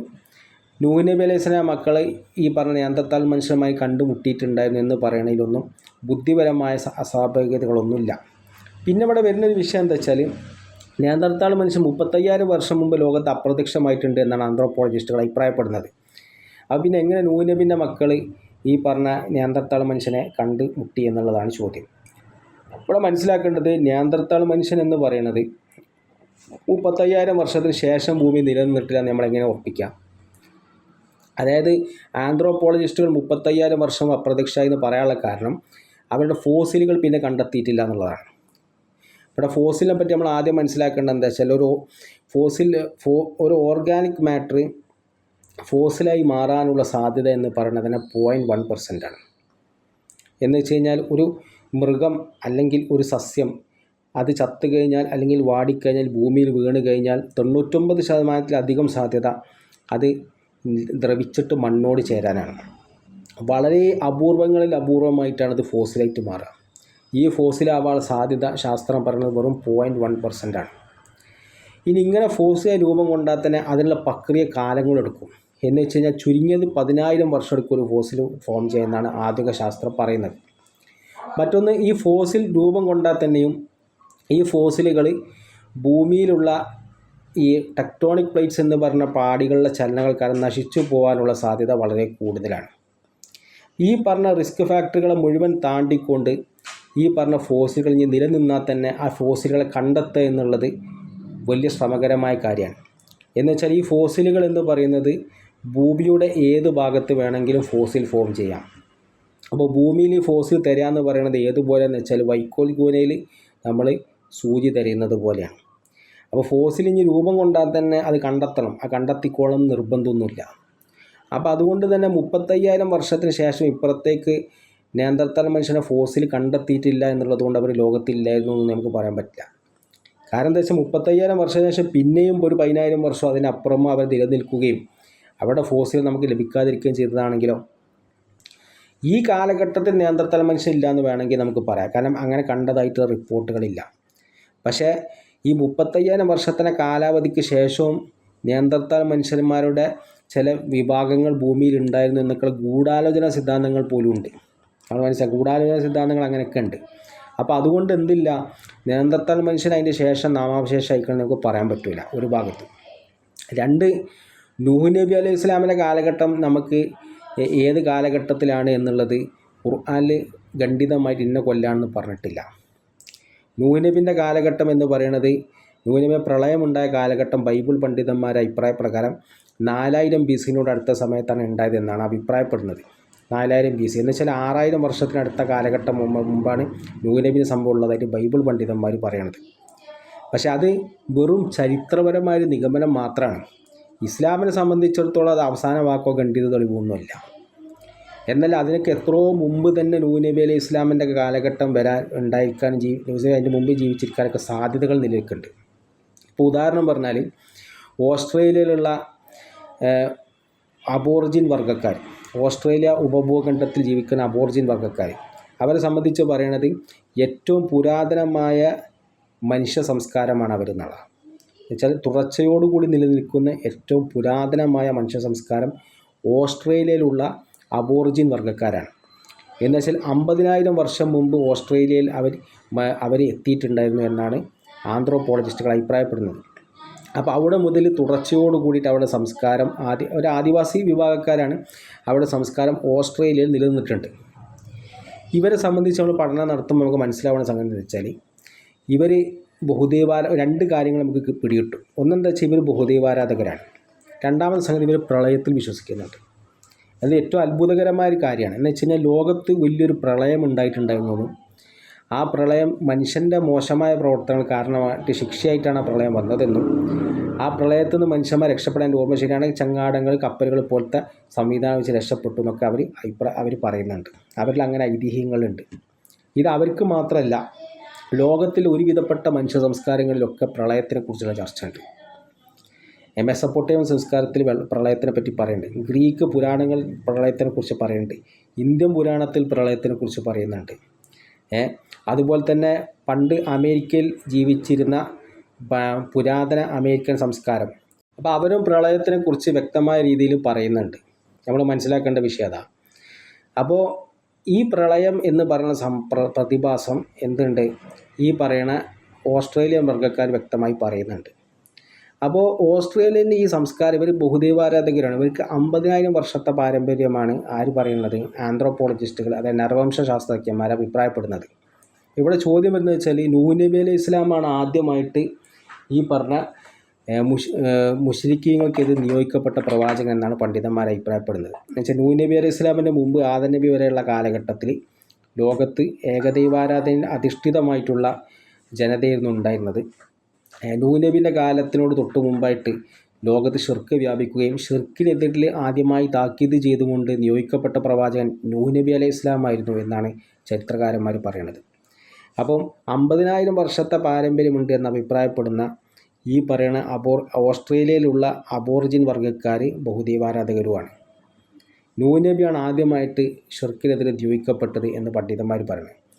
അപ്പോൾ ഇത് രണ്ടും കൂട്ടി വായിക്കുമ്പോൾ അവിടെ ഒരു സാധ്യത വരുന്നത് എന്താ വെച്ചാൽ നൂഹ് നബിൻ്റെ കാലഘട്ടം 50,000 വർഷം മുമ്പാവാനുള്ള സാധ്യത കാണുന്നുണ്ട്. ഉറപ്പിച്ച് നമ്മൾ പറയല്ല, കാരണം ഒന്നാമത്തെ ആന്ത്രോപോളജിസ്റ്റ് നിഗമനങ്ങളൊന്നും അവസാന വാക്കായിട്ട് തെളിവിൽ നമ്മൾ എടുക്കണില്ല. അതൊക്കെ മാറിക്കൊണ്ടിരിക്കും, കുറേ ഊഹങ്ങളാണ്. എന്നാലും നമ്മളിതിൻ്റെ സാധ്യതകൾ പറയാം. അപ്പോൾ അങ്ങനെ വരുമ്പോൾ 50,000 വർഷം മുമ്പ് നൂഹ് നബി ജീവിച്ചിട്ടുണ്ട് എന്നുള്ളിടത്തേക്കാണ് കാര്യങ്ങൾ എത്തുന്നത്. അപ്പോൾ നൂഹ് നബി അലൈഹി ഇസ്ലാമിൻ്റെ ഇനി അങ്ങനെ 50,000 വർഷം മുമ്പ് നൂഹ് നബി അലൈഹി ഇസ്ലാം അവരുടെ മക്കളും ഭൂമിയിൽ ഉണ്ടായിരുന്നു എന്ന് പറയുന്നതുകൊണ്ട് എന്താ ഇപ്പോൾ പ്രശ്നമുള്ളത്? ഇസ്ലാമിനെതിരായിട്ട് അതിലൊന്നും വരുന്നില്ല. ഖുർആാനോ ഹദീസിനെതിരെ ഖുർആനിൽ അങ്ങനെ ഒരു കാലഘട്ടം പറഞ്ഞിട്ടില്ല. നൂഹ് നബി അലൈഹി ഇസ്ലാം അത് ഇത്ര വർഷങ്ങൾക്ക് മുമ്പാണ് ജീവിച്ചെന്ന് ഖുർആനിൽ എവിടെയും ഖണ്ഡിതമായിട്ട് പറഞ്ഞിട്ടില്ല. അപ്പോൾ ഇങ്ങനെ സംഭവിക്കാനുള്ള സാധ്യതയും നിലനിൽക്കുന്നുണ്ട്. അപ്പം ഇവിടെ രണ്ട് ഭാഗവും നമ്മൾ ചിന്തിക്കും. ഒന്ന് നേന്തർത്താൾ മനുഷ്യൻ ജീവിച്ച കാലഘട്ടവും നൂഹ് നബി അലൈഹി ഇസ്ലാം ജീവിക്കുന്ന കാലഘട്ടം അതിനുള്ള സാധ്യതകൾ പരിഗണിക്കുമ്പോൾ നൂഹ് നബിൻ്റെ മക്കൾ നിയാന്ത്രത്താൾ മനുഷ്യന്മാരെ കണ്ടെത്താനുള്ള സാധ്യതകൾ ഏതായാലും നിലനിൽക്കുന്നുണ്ട് എന്നുള്ളത് തന്നെയാണ് നമുക്ക് മനസ്സിലാക്കാൻ സാധിക്കുന്ന കാര്യം. നൂഹ് നബി അലൈഹി ഇസ്ലാമിന്റെ കാലഘട്ടത്തിൽ ഉണ്ടായിട്ടുള്ള ആ വെള്ളപ്പൊക്കം ഭൂമി മൊത്തം വെള്ളത്തിനടിയിലായ സമയത്ത് ഈ നിയാൻഡർതാൽസ് മനുഷ്യന്മാർ പൂർണ്ണമായും നശിച്ചു പോയിട്ടുണ്ടാവില്ല എന്നുള്ളതാണ്. നൂഹ് നബി അലൈഹി ഇസ്ലാമിൻ്റെ കാലഘട്ടത്തിലെ വെള്ളപ്പൊക്കം ലോകം മുഴുവൻ ഉണ്ടായിരുന്നോ ഇല്ലേ എന്നുള്ളത് ആദ്യം നമ്മൾ പഠനം നടത്താനുണ്ട്. അപ്പോൾ ഇവിടെ നമുക്ക് മനസ്സിലാക്കാൻ പറ്റുന്ന വിഷയം, നൂഹ് നബി അലൈഹി ഇസ്ലാമിൻ്റെ കാലഘട്ടത്തിലെ വെള്ളപ്പൊക്കം അത് ലോകം മുഴുവൻ ഉണ്ടായിരുന്നു എന്ന് പരിശുദ്ധ ഖുർആനിൽ എവിടെയും വ്യക്തമായ രീതിയിൽ പറഞ്ഞിട്ടില്ല. പിന്നെ അത് വ്യക്തമായ രീതിയിൽ പറഞ്ഞിട്ടുള്ളത് ബൈബിൾ ഉൽപ്പത്തി പുസ്തകത്തിലാണ് അത് പറയുന്നത്. ബൈബിൾ ഉൽപ്പത്തി പുസ്തകത്തിൽ എന്തുണ്ട്, വെള്ളപ്പൊക്കം ലോകം മുഴുവൻ വ്യാപിച്ചിട്ടുണ്ടായിരുന്നു എന്ന് വളരെ വ്യക്തമായിട്ട് പറഞ്ഞിട്ടുണ്ട്. അപ്പോൾ ഇസ്രായേലിയാത്തുകളിലാണ് നൂഹ് നബി അലൈഹി ഇസ്ലാമിൻ്റെ വെള്ളപ്പൊക്കം ലോകം മുഴുവൻ ഉണ്ടായിരുന്നു എന്ന് വ്യക്തമായിട്ട് പറയുന്നത്. അപ്പോൾ ഈ ഇസ്രായേലി റിപ്പോർട്ടുകളെ ആധാരമാക്കിക്കൊണ്ട് ഭൂരിപക്ഷം വരുന്ന പണ്ഡിതന്മാരും നൂഹ് നബി അലൈഹി ഇസ്ലാമിൻ്റെ വെള്ളപ്പൊക്കം കാലഘട്ടത്തിലെ വെള്ളപ്പൊക്കം അത് ലോകം മുഴുവൻ ഉണ്ടായിരുന്നു എന്ന് പറയുന്നുണ്ട്. ഇവിടെ നമ്മൾ മനസ്സിലാക്കേണ്ട വിഷയം, ഈ പറഞ്ഞ ഇസ്രായേലിയാത്ത് എന്ന് പറയുന്നത് എന്താണെന്ന് വെച്ചാൽ ഒരു സപ്പോർട്ടീവ് എവിഡൻസ് ആണ്. എന്നുവെച്ചാൽ ഖുർആൻ മറ്റേ ശർഈയായ പ്രമാണങ്ങൾക്കും അതുപോലെ തന്നെ ബുദ്ധിക്കും എതിരല്ല എന്ന്, ബുദ്ധിപരമായ പ്രമാണങ്ങൾക്കും എതിരല്ലാത്തതായിട്ടുള്ള ഇസ്രായേലി റിപ്പോർട്ടുകൾ നമുക്ക് എന്ത് ചെയ്യാൻ പറ്റും, ഖുർആനിൽ വ്യക്തമായി പറയാത്തതായ വിഷയങ്ങൾ വിശദീകരിക്കാൻ വേണ്ടി ഒരു സപ്പോർട്ടീവ് എവിഡൻസ് എന്നുള്ള നിലയിൽ കൊണ്ടുവരാം എന്നുള്ളൊരു ഉസൂലുണ്ട്. ആ ഉസൂലിൻ്റെ അടിസ്ഥാനത്തിലാണ് എന്ത് ചെയ്തിട്ടുള്ളത്, മുൻഗാമികളായ പണ്ഡിതന്മാരൊക്കെ ഈ ഒരു അഭിപ്രായത്തെ സ്വീകരിച്ചിട്ടുള്ളത്. അപ്പം അതിൽ ആ ഉസൂല് ശരി തന്നെയാണ്. പക്ഷെ ഇവിടെ നമ്മൾ മനസ്സിലാക്കേണ്ടത്, ഇസ്രായേലിയാത്ത് എന്ന് പറയുന്നത് ഒരിക്കലും ഖണ്ഡിത പ്രമാണമല്ല. മുൻ വേദക്കാരുടെ കൗലുകളൊന്നും ഖണ്ഡിത പ്രമാണമല്ല. അത് നമ്മൾ മനസ്സിലാക്കാം. അപ്പോൾ അത് വെച്ചിട്ട് നമുക്ക് എന്ത് ചെയ്യാൻ പറ്റില്ല, അത് ഉറപ്പിക്കാൻ നിവൃത്തില്ല. ലോകം മുഴുവൻ വ്യാപിച്ചിട്ടുണ്ട്. അതുകൊണ്ട് ഈ ഖുർആനിലുള്ള ആയത്തുകൾ ഈ വിഷയത്തിൽ രണ്ട് രീതിയിൽ വ്യാഖ്യാനിക്കപ്പെടാൻ പഴുതുള്ള രീതിയിലാണ് നിലകൊള്ളുന്നത്. എന്നുവെച്ചാൽ ലോകം മുഴുവൻ വെള്ളപ്പൊക്കം ഉണ്ടായിരുന്നു എന്നും നമുക്ക് വ്യാഖ്യാനിക്കാം. അതേപോലെ തന്നെ ഒരു പ്രത്യേക പ്രദേശത്ത് മാത്രമേ വെള്ളപ്പൊക്കം ഉണ്ടായിരുന്നുള്ളൂ എന്നുള്ളതും നമുക്ക് വ്യാഖ്യാനം കൊടുക്കാവുന്ന രീതിയിലാണ് അത് വന്നിട്ടുള്ളത്. അപ്പോൾ ഇവിടെ പല പണ്ഡിതന്മാരും നൂഹ് നബി അലൈഹി ഇസ്ലാമിൻ്റെ വെള്ളപ്പൊക്കം എന്ന് പറയുന്നത് ലോകം മുഴുവൻ ഇല്ലായിരുന്നു, അത് നൂഹ് നബി അലൈഹി ഇസ്ലാം നിയോഗിച്ച ആ പ്രത്യേക പ്രദേശത്ത് മാത്രമായിരുന്നു വെള്ളപ്പൊക്കം എന്ന് അഭിപ്രായപ്പെട്ടവരാണ്. എൻ്റെ ഓർമ്മ ശരിയാണ്, ഈ ആധുനിക കാലഘട്ടം ഹംസ കറമാലിനെ പോലുള്ള പണ്ഡിതന്മാർക്ക് ഈ അഭിപ്രായം വ്യക്തമായിട്ട് പറയുന്നുണ്ട്. അപ്പോൾ അതൊരു പ്രത്യേക പ്രദേശത്താണ് ഉള്ളത് എന്നുള്ള അഭിപ്രായമുണ്ട്. അപ്പോൾ പ്രത്യേകമായിട്ടൊരു പ്രദേശത്താണ് നൂഹ് നബിൻ്റെ വെള്ളപ്പൊക്കം കാലഘട്ടത്തിലുള്ള വെള്ളപ്പൊക്കം ഉണ്ടായത് എന്നുള്ള അഭിപ്രായത്തെ നമ്മൾ പിൻപറ്റുകയാണെന്നുണ്ടെങ്കിൽ പിന്നെ നേന്ത്രത്താൾ മനുഷ്യൻ്റെ കാര്യത്തിൽ നമുക്ക് എന്തില്ല, നമുക്ക് വലിയ കൺഫ്യൂഷനുകളില്ല. നേന്ത്രത്താൾ മനുഷ്യൻ ആ സമയത്ത് ഉണ്ടായിരുന്നത് യൂറോപ്പിലാണ്. അവിടെയൊക്കെ വെള്ളപ്പൊക്കം വന്നിട്ടുണ്ടാവില്ല, അതുകൊണ്ട് അവർ മുങ്ങി നശിക്കുക എന്നുള്ളൊരു വിഷയം വരുന്നില്ല. പിന്നെ ഇവിടെ വരുന്ന ചോദ്യം, നൂഹ് നബിൻ്റെ കപ്പൽ കയറാത്ത മനുഷ്യന്മാരൊക്കെ വെള്ളത്തിൽ മുങ്ങി മരിച്ചു പോയില്ല എന്നുള്ളതാണ് ചോദ്യം. അവിടെ നമ്മൾ മനസ്സിലാക്കേണ്ടത്, നൂഹ് നബി അലൈഹി ഇസ്ലാമിൻ്റെ കാലഘട്ടത്തിൽ മുങ്ങി നശിച്ചു എന്ന് പറയുന്നത് ആരാണെന്ന് വെച്ച് കഴിഞ്ഞാൽ, നൂഹ് നബി അലൈഹി ഇസ്ലാമിൽ എൻ്റെ കൂടെ കപ്പൽ കയറാത്ത, നൂഹ് നബിയിൽ വിശ്വസിക്കാത്ത ആദം സന്തതികൾ മുങ്ങി നശിച്ചു എന്നുള്ളതാണ് നമ്മൾ മനസ്സിലാക്കേണ്ട വിഷയം. ആദം സന്തതികൾ അല്ലാത്തവരെ കാര്യത്തിൽ നമുക്ക് ആ നിയമങ്ങൾ ബാധകമാക്കാൻ പറ്റില്ല. ഇപ്പോൾ ഉദാഹരണം പറഞ്ഞാൽ, പരിശുദ്ധ ഖുർആനിൽ അള്ളാഹു ഇബാദത്ത് കൊണ്ട് കൽപ്പിച്ച രണ്ട് വിഭാഗങ്ങളാണ്, ഒന്ന് ഇൻസ്, മറ്റൊന്ന് ജിന്ന്. ജിന്നുകൾ എന്ന് പറഞ്ഞ ഒരു വിഭാഗം ഭൂമിയിലുണ്ടെന്ന് മാത്രമല്ല, അവർ ശരീഅത്ത് കൊണ്ട് കൽപ്പിക്കപ്പെട്ടവരുമാണ്. ഈ ജിന്നുകൾ നൂഹ് നബിൻ്റെ കാലത്തും ഇല്ലായിരുന്നു. നൂഹ് നബി വെള്ളപ്പൊക്കം നടക്കുന്ന സമയത്ത് ജിന്നുകൾ ലോകത്തുണ്ട്. അപ്പോൾ ഈ വെള്ളപ്പൊക്കം ഉണ്ടായപ്പോൾ ജിന്നുകളൊക്കെ വെള്ളത്തിൽ മുങ്ങി മരിച്ചു പോയി നമുക്ക് പറയാൻ പറ്റുമോ? അപ്പോൾ ഈ പറഞ്ഞ നിയമങ്ങളൊക്കെ ആദം സന്തതികളെ സംബന്ധിച്ചാണ് ബന്ധിക്കുന്നത്. അതായത് നൂഹ് നബിൻ്റെ കൂടെ കപ്പൽ കയറാതെ നൂഹ് നബിയെ ധിക്കരിച്ച് നടന്ന ആദം സന്തതികളെല്ലാം വെള്ളത്തിൽ മുങ്ങി നശിച്ചു പോയി. ഇതാണ് നമ്മൾ മനസ്സിലാക്കേണ്ട വിഷയം. അപ്പോൾ നേന്ത്രത്താൾ മനുഷ്യനെ സംബന്ധിച്ചിടത്തോളം പറഞ്ഞാൽ, നേന്ത്രത്താൾ മനുഷ്യൻ ആദം സന്തതികളല്ല. അവർ മനുഷ്യനെ പോലെയുള്ള മറ്റൊരു സ്പീഷീസ് ജീവികളാണ്. അവരെ മനുഷ്യൻ പറയാൻ, അവരെ പരിപൂർണ അർത്ഥത്തിൽ അവരെ മനുഷ്യൻ പറയാൻ പറ്റില്ല. മനുഷ്യനോട് സാദൃശ്യമുള്ള മറ്റൊരു ജീവിയാണ്, മറ്റൊരു സ്പീഷീസാണ്. അവർ ആദം സന്തതികളേ അല്ല. അപ്പോൾ അവരെ സംബന്ധിച്ച് ഈ പറഞ്ഞ നിയമങ്ങൾ ബാധകമാവുന്നില്ല. പിന്നെ അപ്പോൾ അതാണ് നമ്മൾ ഇതിൽ മനസ്സിലാക്കേണ്ടതായ കാര്യം. പിന്നെ ഇതിനോട് അനുബന്ധമായിട്ടൊരു വിഷയം കൂടി ഞാൻ ഇവിടെ പറയാനുള്ളത് എന്താ വെച്ചാൽ, അത് നേർക്ക് നേരെ ഈ ഇതിനെ മറുപടിയുമായി ബന്ധിക്കുന്നില്ലെങ്കിലും നമ്മുടെ ചർച്ചയിൽ പ്രസക്തമായി വരുന്നൊരു വിഷയമായതുകൊണ്ട് ഞാനത് പറയാണ്. അതായത് നൂഹ് നബി അലൈഹി ഇസ്ലാമിൻ്റെ കാലഘട്ടത്തിൽ ഈ കപ്പലിൽ കയറി എന്ന് പറയുമ്പോൾ അത് ചില ആളുകൾ പറയും ലോകത്തിലെ മുഴുവൻ ജീവജാലങ്ങളും കയറ്റിക്കണം എന്നൊക്കെ വിചാരിക്കുന്നു. അവിടെ മില്യൺ കണക്കിന് ചിലർ ചോദിക്കാറുണ്ട്, ഈ ലോകത്തിലെ മുഴുവൻ ജീവജാലങ്ങളും ഈ കപ്പലിൽ കയറ്റൽ എങ്ങനെയാണ് പ്രായോഗികമാകുക? മില്യൺ കണക്കിന് സ്പീഷീസ് ലോകത്തില്ലേ, ഇതെല്ലാം ഒരു കപ്പലിൽ കയറുക എങ്ങനെ ശരിയാവുക എന്നൊക്കെ ചോദിക്കാറുണ്ട്. അപ്പോൾ ഈ വിഷയത്തിൽ കൃത്യമായിട്ടുള്ളൊരു മറുപടിയും വിശദീകരണവും ഇവിടെ മആരിഫുൽ ഖുർആനിൽ പറയുന്നുണ്ട്. മആരിഫുൽ ഖുർആൻ എന്ന് പറഞ്ഞാൽ ഞാൻ മുമ്പ് വിശദീകരിക്കാറുണ്ടായിരുന്നു. ബറേൽവികളിൽ വളരെ അവലംബയോഗ്യമായിട്ടുള്ള തഫ്സീർ തിബിയാൻ ഖുർആനാണ് ഉറുദുവിൽ. അതുപോലെ തന്നെ ദൈവബന്ധികളിൽ വളരെ അവലംബയോഗ്യമായിട്ടുള്ള തഫ്സീറാണ് തഫ്സീർ മആരിഫുൽ ഖുർആൻ മുഫ്തി മുഹമ്മദ് ഷഫീഖ് സാഹിബ് എഴുതിയിട്ടുള്ളത്. അപ്പോൾ അതിൽ ഈ വിഷയം വളരെ തഫ്സീർ മആരിഫുൽ ഖുർആനിൽ ഈ വിഷയത്തെ വളരെ കൃത്യമായിട്ട് തന്നെ വിശദീകരിക്കുന്നുണ്ട്. സൂറത്തുൽ ഹൂദിൻ്റെ തഫ്സീറിൽ വളരെ വ്യക്തമായിട്ട് തന്നെ ഈ വിഷയം പറയുന്നുണ്ട്. അതായത് ഇവിടെ പറയണത് എന്താ വെച്ചാൽ, ഇഹ്മിൽ ഫീഹാ മിൻ കുല്ലി സൗജൈൻ ഇസ്നൈനി എന്ന് പറയുന്ന ആയത്തിൻ്റെ പ്രസക്ത ഭാഗം. അപ്പോൾ ഈ എന്ന് പറയുന്ന ഭാഗം അവിടെ വ്യക്തമായിട്ട് ഇവിടെ വിശദീകരിക്കുകയാണ്. യാനി സവാർ കീജിയെ ഇസ് കഷ്തി മേം ഹർ ജോഡെ വാലെ ജാൻവറോ കോ ഏക് ജോഡ. അതായത്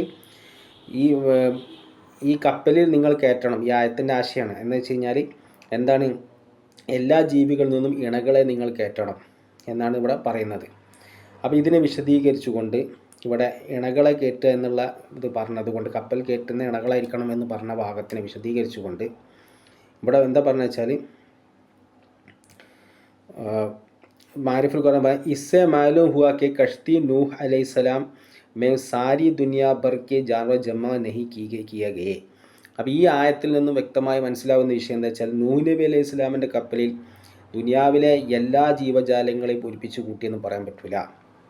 പിന്നെന്താ, ബൽക്കെ സിർഫ് വോ ജാൻവർ ജോ നർവ മാദ के जोड़े से पैदा होते हैं और पानी में ज़िंदा नहीं रह सकते.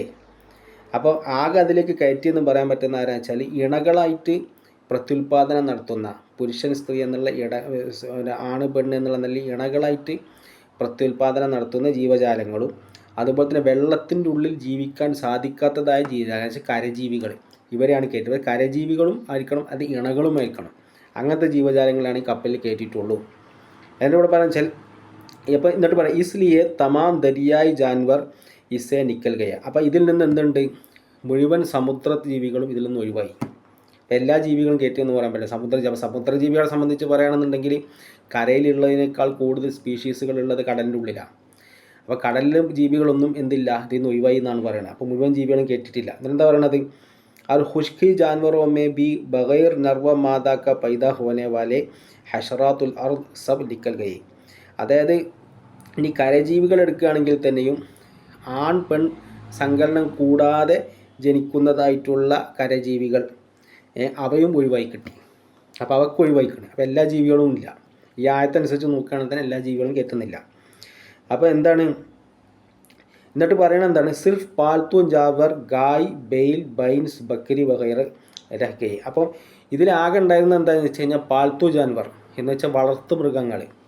ആ വളർത്തു മൃഗങ്ങൾ എന്താണ്, ഒന്ന് അതായത് പശു, കാള, അതുപോലെ തന്നെ ആട് തുടങ്ങിയിട്ടുള്ള വളർത്തു മൃഗങ്ങളായിരുന്നു എന്ത് ചെയ്തിട്ടുള്ള ഇണകളാക്കിയങ്ങാണ്ട് ഈ പറഞ്ഞ കപ്പലിൽ കയറ്റിയിട്ടുള്ളത്. അതിൻ്റെ എല്ലാ ജീവജാലങ്ങളെയും കൂടി കപ്പലിൻ്റെ ഉള്ളിലേക്ക് കയറ്റിയിട്ടില്ല എന്നാണ് ഇവർ പറയുന്നത്. इससे वो शुभ दूर हो गए जो सतह नज़र में पैदा हो सकता है कि कश्ती में इतनी वसीयत कैसे हो गए, दुनिया भर के जानवर सिमा गए. അപ്പോൾ ഇതിൽ നിന്ന് ഈ സംശയം നീങ്ങും. എന്ത് വെച്ച് കഴിഞ്ഞാൽ, ഈ കപ്പലിനുള്ള എങ്ങനെ ഇത്രയും വിശാലത ഉണ്ടായി, മുഴുവൻ ജീവജാലങ്ങളിൽ കയറ്റാൻ പറ്റുന്ന രീതിയിൽ എന്നുള്ള സംശയം ഇതിൽ നിന്നും ഒഴിവായി എന്ന് ഇവിടെ വ്യക്തമായിട്ട് പറയുന്നുണ്ട്. അപ്പോൾ ഇവിടെ മനസ്സിലാക്കേണ്ടത്, അതായത് നിയാന്ത്രത്താൾ മനുഷ്യന്, അതായത് നൂഹ് നബി അലൈഹി ഇസ്ലാമിൻ്റെ കാലഘട്ടത്തിലെ വെള്ളപ്പൊക്കം ഒരു പ്രത്യേക പ്രദേശത്ത് മാത്രമേ ഉണ്ടായിരുന്നുള്ളൂ എന്നുള്ള അഭിപ്രായത്തെ സ്വീകരിക്കുകയാണ് എന്നുണ്ടെങ്കിൽ, നിയാന്ത്രത്താൾ മനുഷ്യന് ഈ വെള്ളപ്പൊക്കത്തിൽ നിന്ന് വെള്ളപ്പൊക്കത്ത് മുങ്ങി നശിച്ചിട്ട് ഇല്ല എന്നുള്ളത് ഉള്ള ഒരു നിഗമനം നമുക്ക് എത്തിച്ചേരാൻ സാധിക്കും. ഇതാണ് നമുക്കിതിന് ഈ വിഷയത്തിൽ പറയാനുള്ള വ്യക്തമായ രീതിയിലുള്ള മറുപടി. ഈ നിയാണ്ടർതാൽസ് മനുഷ്യന്മാരുടെ സ്വഭാവത്തെക്കുറിച്ച് പറയുകയാണെങ്കിൽ എങ്ങനെയാണ് അവരുടെ സ്വഭാവം, ഈ സിവിലൈസേഷനൊക്കെ എങ്ങനെയാണ്? ഇവിടെ നേന്ത്രത്താൽ മനുഷ്യൻ്റെ സ്വഭാവത്തെ സംബന്ധിച്ച് സംസാരിക്കുകയാണെങ്കിൽ ഇപ്പോൾ നമ്മൾ നേരത്തെ പറഞ്ഞു, നേന്ത്രത്താൽ മനുഷ്യൻ്റെ DNA ഇപ്പം ഏറ്റവും വലിയ പെർസെൻറ്റേജിൽ കണ്ടെത്തിയിട്ടുള്ളത് 2 വിഭാഗക്കാരിലാണ്. ഒന്ന് യൂറോപ്യൻസ്, മറ്റൊന്ന് ഈസ്റ്റ് ഏഷ്യൻ രാജ്യങ്ങൾ എന്ന് നമ്മൾ നേരത്തെ പറഞ്ഞു, അതായത് ചൈന, മംഗോളിയ തുടങ്ങിയ രാജ്യങ്ങൾ. അപ്പോൾ ഈ 2 വിഭാഗക്കാരും ചരിത്രകാരന്മാർ പറയുന്നത് നൂഹ് നബി അലൈഹി ഇസ്ലാമിൻ്റെ മകൻ യാഫത്തിൻ്റെ സന്താന പരമ്പരയിലാണ് ഇവർ വരുന്നത്. അപ്പോൾ ചരിത്രം നമ്മൾ പരിശോധിക്കുകയാണെന്നുണ്ടെങ്കിൽ പൊതുവേ തന്നെ നമുക്ക് കാണാൻ പറ്റുന്ന കാര്യം 2 ലോക മഹായുദ്ധങ്ങൾ ഉത്ഭവിച്ചിട്ടുള്ളത് യൂറോപ്പിൽ നിന്നാണ്. ഇനി അതിനു മുമ്പിലേക്ക് പോവുകയാണെന്നുണ്ടെങ്കിൽ ലോകത്ത് കൊളോണിയലിസം നടപ്പാക്കിയത് യൂറോപ്പാണ്. കൊളോണിയലിസത്തിലൂടെ എന്തെല്ലാം നാശനഷ്ടങ്ങൾ ലോകത്തുണ്ടായെന്നുള്ളത് നമുക്കറിയാം. അത് വന്നത് യൂറോപ്പിൽ നിന്നാണ്. അതിനും പിന്നോട്ടേക്ക് പോവുകയാണെന്നുണ്ടെങ്കിൽ വൈക്കിങ്സ് എന്ന് പറയുന്ന അതായത് കടലിലൂടെ വന്നുങ്ങാണ്ട് ആക്രമിച്ചിരുന്ന കൊള്ളസംഘം, അത് പണ്ടുണ്ടായിരുന്നത് യൂറോപ്പിൽ തന്നെയായിരുന്നു. ഇങ്ങനെ ഒരു ചരിത്രം, ഒരു ട്രാക്ക് റെക്കോർഡ് യൂറോപ്യൻ ഹിസ്റ്ററിയിൽ നമുക്ക് കാണാൻ പറ്റും. അതേമാതിരി തന്നെ നമ്മളിനിയിപ്പോൾ മറുവശത്തേക്ക് നോക്കുകയാണെന്നുണ്ടെങ്കിൽ, ഈസ്റ്റ് ഏഷ്യൻ രാജ്യങ്ങളിലേക്ക് നോക്കുകയാണെന്നുണ്ടെങ്കിൽ, പണ്ട് തൊട്ടേ നാഗരികതകളെ ആക്രമിച്ചുകൊണ്ട് കൊള്ളയടിക്കുന്ന ഹൂണന്മാർ എന്ന് പറയുന്ന വിഭാഗം, ആറ്റില എന്ന് പറയുന്ന ചരിത്രത്തിലുള്ള രാജാവൊക്കെ ഈ പറഞ്ഞ ഹൂണവർഗത്തിൽപ്പെട്ട ആൾക്കാരാണ്. അവരൊക്കെ വരുന്നത് ഈ പറഞ്ഞ രാജ്യത്തു നിന്ന്, ഈ പറഞ്ഞ ഈസ്റ്റ് ഏഷ്യൻ രാജ്യങ്ങളിൽ നിന്നാണ്. ഈസ്റ്റ് ഏഷ്യൻ വംശത്തിൽ നിന്നാണ് അവർ വരുന്നത്. യാഫത്തിൻ്റെ മക്കളാണ്. അതേമാതിരി തന്നെ ഇസ്ലാമിക രാജ്യം ആക്രമിക്കുകയും ബഗ്ദാദ് നശിപ്പിക്കുകയും ചെയ്ത താർത്താരികൾ, അവർ യാഫത്തിൻ്റെ സന്താന പരമ്പരയിൽപ്പെട്ടവരാണ്. അതിലെന്തെല്ലാം ലോകത്ത് നാശനഷ്ടങ്ങൾ നടന്നുള്ളത് നമുക്കറിയാം. അതേമാതിരി തന്നെ യാജൂജ് മഅജൂജും യാഫത്തിൻ്റെ സന്താന പരമ്പരയിൽപ്പെട്ടവരാണെന്ന് പറയുന്നുണ്ട്. അപ്പോൾ പൊതുവേ തന്നെ ഇങ്ങനെ ട്രാക്ക് ഹിസ്റ്ററി യാഫത്തിൻ്റെ മക്കളിൽ മൊത്തത്തിൽ നമുക്ക് കാണാൻ പറ്റുന്നൊരു കാര്യമാണ്. അപ്പോൾ നിയാന്ത്രത്താൽ മനുഷ്യനെ സംബന്ധിച്ച് നമ്മൾ പഠനം നടത്തുമ്പോൾ കാണാൻ പറ്റിയ വിഷയം എന്താ വെച്ചാൽ, വളരെയധികം അക്രമ സ്വഭാവമുള്ള ആളുകളായിരുന്നു എന്നുള്ളതാണ് ആന്ത്രോപോളജിസ്റ്റുകളുടെ പഠനത്തിൽ നിന്ന് തെളിഞ്ഞ കാര്യം. നമ്മൾ മനസ്സിലാക്കേണ്ട വിഷയമാണ്. എന്ന് വെച്ചാൽ അവർ കാനിബോളിസം പ്രാക്ടീസ് ചെയ്തിരുന്നു. അതിന് തെളിവുകൾ ലഭിച്ചിട്ടുണ്ട്. എന്ന് വെച്ചാൽ മനുഷ്യരെ തിന്നുന്നവരായിരുന്നു, നരഭോജികളായിരുന്നു നിയാന്ത്രത്താൽ മനുഷ്യന്മാർ. മാത്രമല്ല, ഈ മാമോത്തുകൾ എന്ന് പറയപ്പെടുന്ന രോമമുള്ള ഈ ആനകളുണ്ടായിരുന്നു. ഭയങ്കര കരുത്തരായിട്ടുള്ള ജീവികളാണ്. അവയൊക്കെയായിരുന്നു ഇവർ വേട്ടയാടി പിടിച്ചിരുന്നത് എന്നാണ് പറയുന്നത്. അപ്പം അത്രയും വേട്ട നടത്താനും ആക്രമിക്കാനൊക്കെയുള്ള സ്വഭാവമുള്ള ആളുകളായിരുന്നു നിയാന്ത്രത്താൽ മനുഷ്യന്മാർ എന്നുള്ളതാണ് ശരിക്ക് ആർക്കിയോളജിക്കൽ ഗവേഷണത്തിൽ തെളിഞ്ഞത്. പക്ഷേ ഇവിടെ വേറൊരു പൊളിറ്റിക്സ് നടന്നിട്ടുണ്ട്. എന്താണെന്ന് വെച്ചാൽ, ഈ പറഞ്ഞ നിയാന്ത്രത്താൽ മനുഷ്യന്മാർ എന്ന് പറയുന്നത് ഒരു തരം പ്രാകൃതരായ ആളുകളായിട്ടാണ് മുമ്പ് മറ്റേ ആന്ത്രോപോളജിസ്റ്റുകളും ആർക്കിയോളജിസ്റ്റുകളൊക്കെ അവതരിപ്പിച്ചിരുന്നത്. പക്ഷേ പിന്നീട് ഈ 1990കളിൽ മുതലാണ് നിയാന്ത്രത്താളുടെ DNA യൂറോപ്യൻസിലൊക്കെ കാണുന്നുണ്ട് എന്നുള്ള റിസർച്ച് പുറത്തു വരുന്നത്. ആഫ്രിക്കക്കാരിൽ ഈ DNA തീരെ തന്നെ ഇല്ല, അതുള്ളത് യൂറോപ്യൻസിലാണ്. പിന്നെ മസാസി ഗോത്രക്കാരിൽ കുറച്ചുണ്ട്. അതിൻ്റെ കാരണമൊക്കെ ഞാൻ നേരത്തെ മുമ്പ് പറഞ്ഞിട്ടുണ്ട്. പക്ഷേ പൊതുവേ നോക്കുകയാണെങ്കിൽ ആഫ്രിക്കക്കാരിൽ ഈ DNA ഇല്ല. അവരിൽ ഈ പറഞ്ഞ DNA തീരെ ഇല്ല. ഈ നിയാന്ത്രത്താൽ DNA കാണപ്പെടുന്നത് യൂറോപ്യൻസിലാണ്. അപ്പോൾ ഈ യൂറോപ്യൻസ് എന്ന് പറഞ്ഞാൽ പ്രാകൃതരാണെന്ന് തെളിഞ്ഞു കഴിഞ്ഞാൽ ഇവർക്ക് ക്ഷീണം വരും എന്നുള്ള സാഹചര്യം വന്നപ്പോൾ ഇവർ പിന്നെ പ്ലേറ്റ് മാറ്റി. ഇവർ പിന്നെ നിയാന്ത്രത്താൽ മനുഷ്യനെ എന്ത് ചെയ്തു, ഒരു അത്യാവശ്യം അവർക്ക് കഴിവുകളൊക്കെ ഉണ്ട്, അവർ അങ്ങനെ അത്ര പ്രാകൃതരല്ല എന്നൊക്കെ പറഞ്ഞുകൊണ്ട് അവതരിപ്പിക്കാൻ തുടങ്ങി. അപ്പോൾ ഇതൊക്കെ ഈ സയൻറ്റിഫിക് കമ്മ്യൂണിറ്റിയിലുള്ള പൊളിറ്റിക്സ്, ഇതൊക്കെ വളരെ വ്യക്തമായ രീതിയിൽ തന്നെ ശാസ്ത്രജ്ഞന്മാർ തന്നെ ഈ വിഷയം തുറന്നു പറയുന്നുണ്ട്. അതായത് ഇന്ന് ലോകത്ത് വളരെ പ്രസിദ്ധനായിട്ടുള്ള ഒരു ആസ്ട്രോഫിസിസ്റ്റാണ് നെയിൽ ഡിഗ്രാസ് ടൈസൺ എന്ന് പറയുന്ന ആൾ. ഇദ്ദേഹത്തെ വളരെയധികം അദ്ദേഹം ഒരു ഓതറാണ്, എഴുത്തുകാരനാണ്, ആസ്ട്രോഫിസിസ്റ്റാണ്, അതേപോലെ തന്നെ സയൻസ് കമ്മ്യൂണിക്കേറ്ററാണ്. ഇങ്ങനെയുള്ള കാര്യങ്ങളൊക്കെ ചെയ്യുന്ന ആളാണ്. ഇതുപോലുള്ള ഇതൊക്കെയുള്ള വളരെ സയൻറ്റിഫിക് കമ്മ്യൂണിറ്റിയിൽ ഫേമസ് ആയിട്ടുള്ള ഒരാളാണ് നെയിൽ ഡിഗ്രാസ് ടൈസൺ. അപ്പോൾ ഈ പറഞ്ഞ നെയിൽ ഡിഗ്രാസ് ടൈസൺ എന്ന ഈ വ്യക്തി എന്ത് ചെയ്തിട്ടുണ്ട്, ഈ ഒരു ആന്ത്രോപോളജിക്കൽ കമ്മ്യൂണിറ്റിയിലുള്ള ഈ ഒരു കള്ളത്തരത്തിനെ വളരെ വ്യക്തമായിട്ട് പുറത്തു കൊണ്ടുവരുന്നുണ്ട്. ആ വീഡിയോ നമുക്കിവിടെ കാണാം.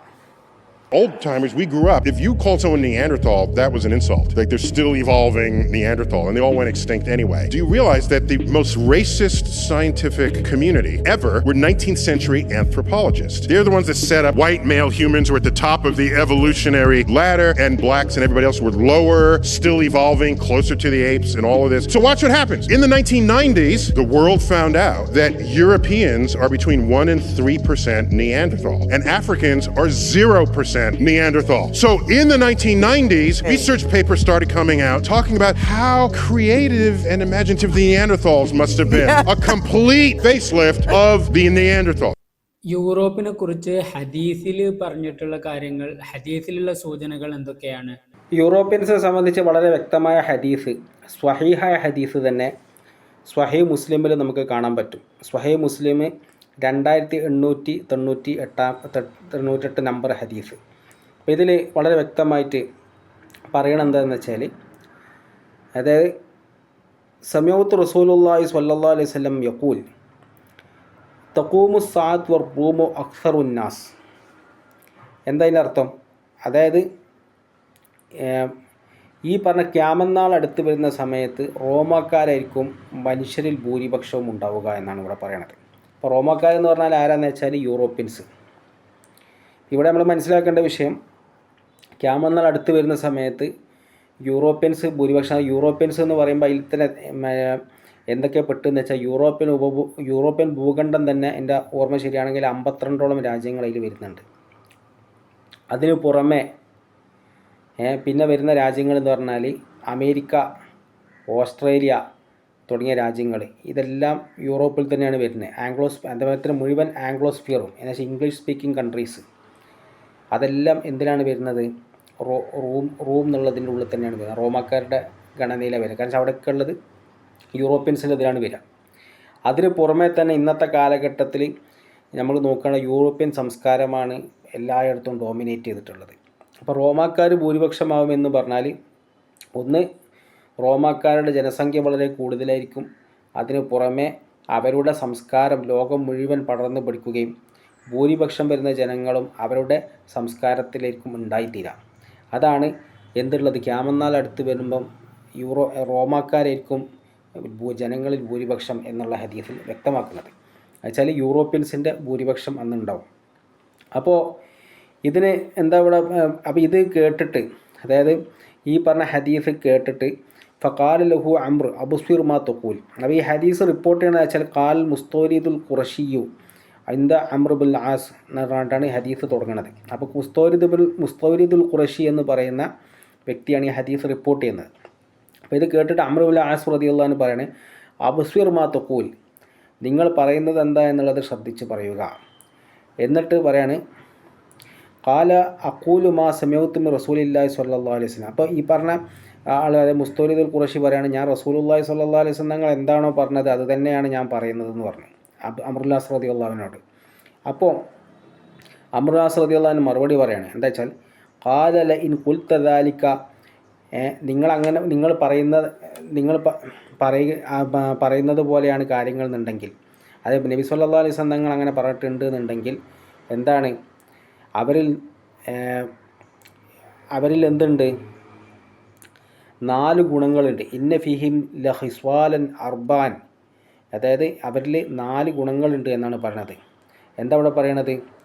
അതായത് ഇന്നഹും ല അഹ്ലുമുന്നാസി ഇന്ദ ഫിത്നത്തിൻ, അതായത് അവർക്കുള്ള ഒരു ക്വാളിറ്റി എന്താണെന്ന് വെച്ച് കഴിഞ്ഞാൽ പരീക്ഷണങ്ങൾ വരുന്ന സമയത്ത് അങ്ങേയറ്റം സഹനമുള്ളവരാണ് യൂറോപ്യൻസ് എന്നുള്ളതാണ്. അവരുടെ ഉയർച്ചയ്ക്കുള്ള കാരണമായി കൊണ്ട് അബ്ദുല്ലാ റളിയല്ലാഹു അൻഹു പറയുന്നത് 4 ഗുണങ്ങൾ അവരിലുണ്ട്.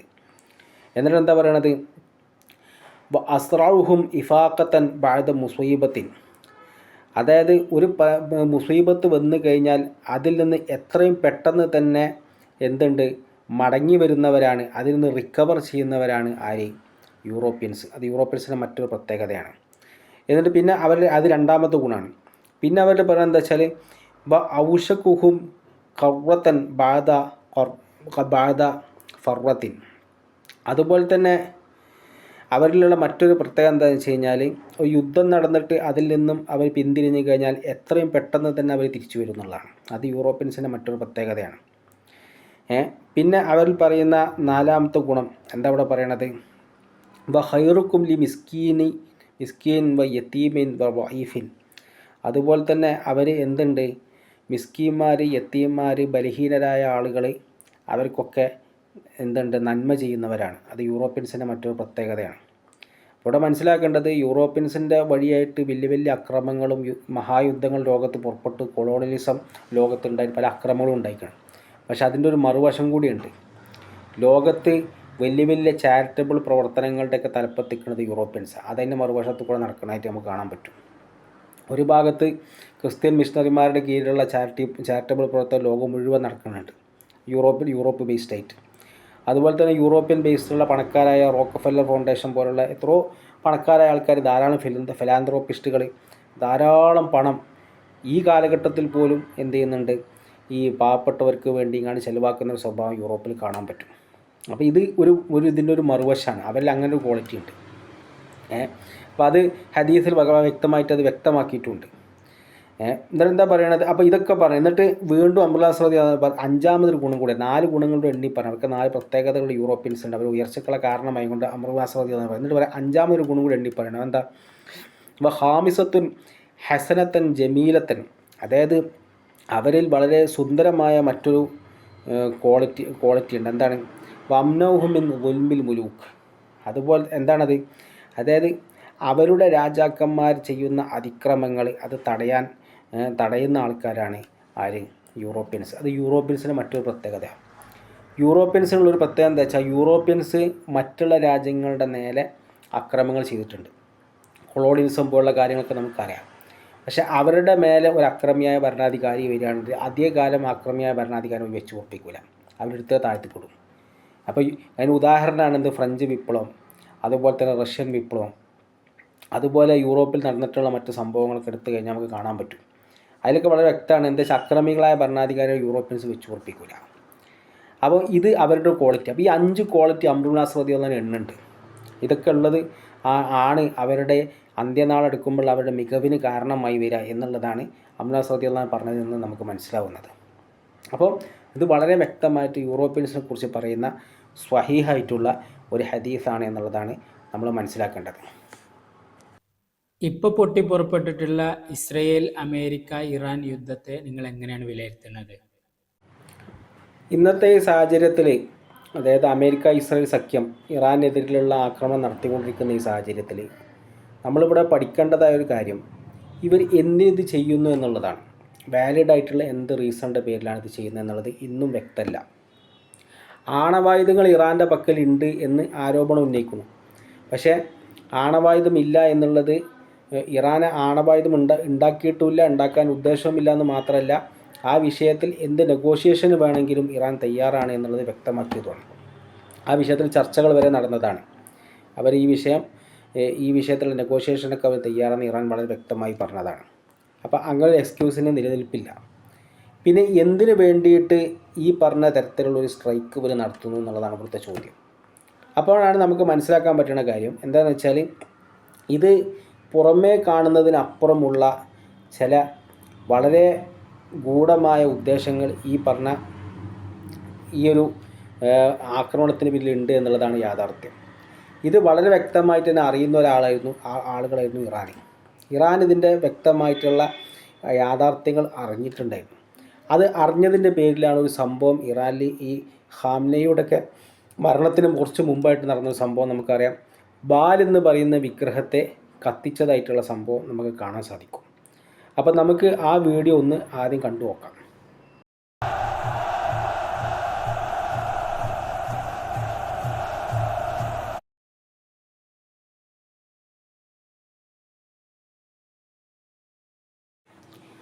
അപ്പോൾ നമ്മളിപ്പോൾ ഈ വീഡിയോ കണ്ടല്ലോ, ബാലിൻ്റെ വിഗ്രഹം കത്തിക്കുന്നതായിട്ടുള്ള വീഡിയോ ആണ്. അപ്പോൾ ഇറാന് വ്യക്തമായ തിരിച്ചറിവുണ്ട്. എന്താണെന്ന് വെച്ചാൽ, ഈ ഒരു പ്രശ്നത്തിൻ്റെയൊക്കെ യഥാർത്ഥ കാരണമെന്ന് പറയുന്നത് പ്രത്യക്ഷത്തിൽ കാണുന്ന കാരണമല്ല, ദജ്ജാലിൻ്റെ ഏജൻറ്റുമാരുടെ പ്രവർത്തനങ്ങളാണ് ഇതിൻ്റെ പിന്നിൽ എന്നുള്ളത് വ്യക്തമായി തിരിച്ചറിഞ്ഞതുകൊണ്ടാണ് അത്തരത്തിലുള്ള പ്രകടനം ഇറാനിൽ വെച്ച് നടന്നത്. ഇറാന് അവർക്ക് കാര്യങ്ങൾ മനസ്സിലായിട്ടുണ്ട്. അപ്പോൾ ഇവിടെ നമ്മൾ മനസ്സിലാക്കേണ്ടത്, യഥാർത്ഥത്തിൽ ഈ യുദ്ധത്തിൻ്റെ ലക്ഷ്യമെന്ന് പറയുന്നത് 2 കാര്യങ്ങളാണ്. ഒന്നാമത്തെ കാര്യം എന്താണെന്ന് വെച്ച് കഴിഞ്ഞാൽ, ഗ്രേറ്റർ ഇസ്രായേൽ എന്ന പേരിൽ അറിയപ്പെടുന്ന ഇവരുടെ പ്രോജക്റ്റ് അത് നടപ്പാക്കുക എന്നുള്ളതാണ്. അതായത് ഇതിൻ്റെ ചരിത്രം പറയുന്നത്, അതായത് നൈൽ നദി മുതൽ യുഫ്രട്ടീസ് വരെയുള്ള ഭാഗങ്ങൾ, ആ ഭാഗങ്ങളിലുള്ള മുഴുവൻ സ്ഥലങ്ങളും ഇസ്രായേലിൻ്റെ ഭാഗമാക്കുക എന്നുള്ളൊരു പ്രോജക്റ്റ് ഇസ്രായേലിന്, അത് ഗ്രേറ്റർ ഇസ്രായേൽ പ്രോജക്റ്റ് എന്ന് പറയും. അപ്പോൾ ഇത് പണ്ട് തൊട്ടേ എന്ന് വെച്ചാൽ സിയോണിസത്തിൻ്റെ തുടക്കകാലം തൊട്ടേ നിലനിന്നിരുന്ന ഒരു കോൺസെപ്റ്റാണ്.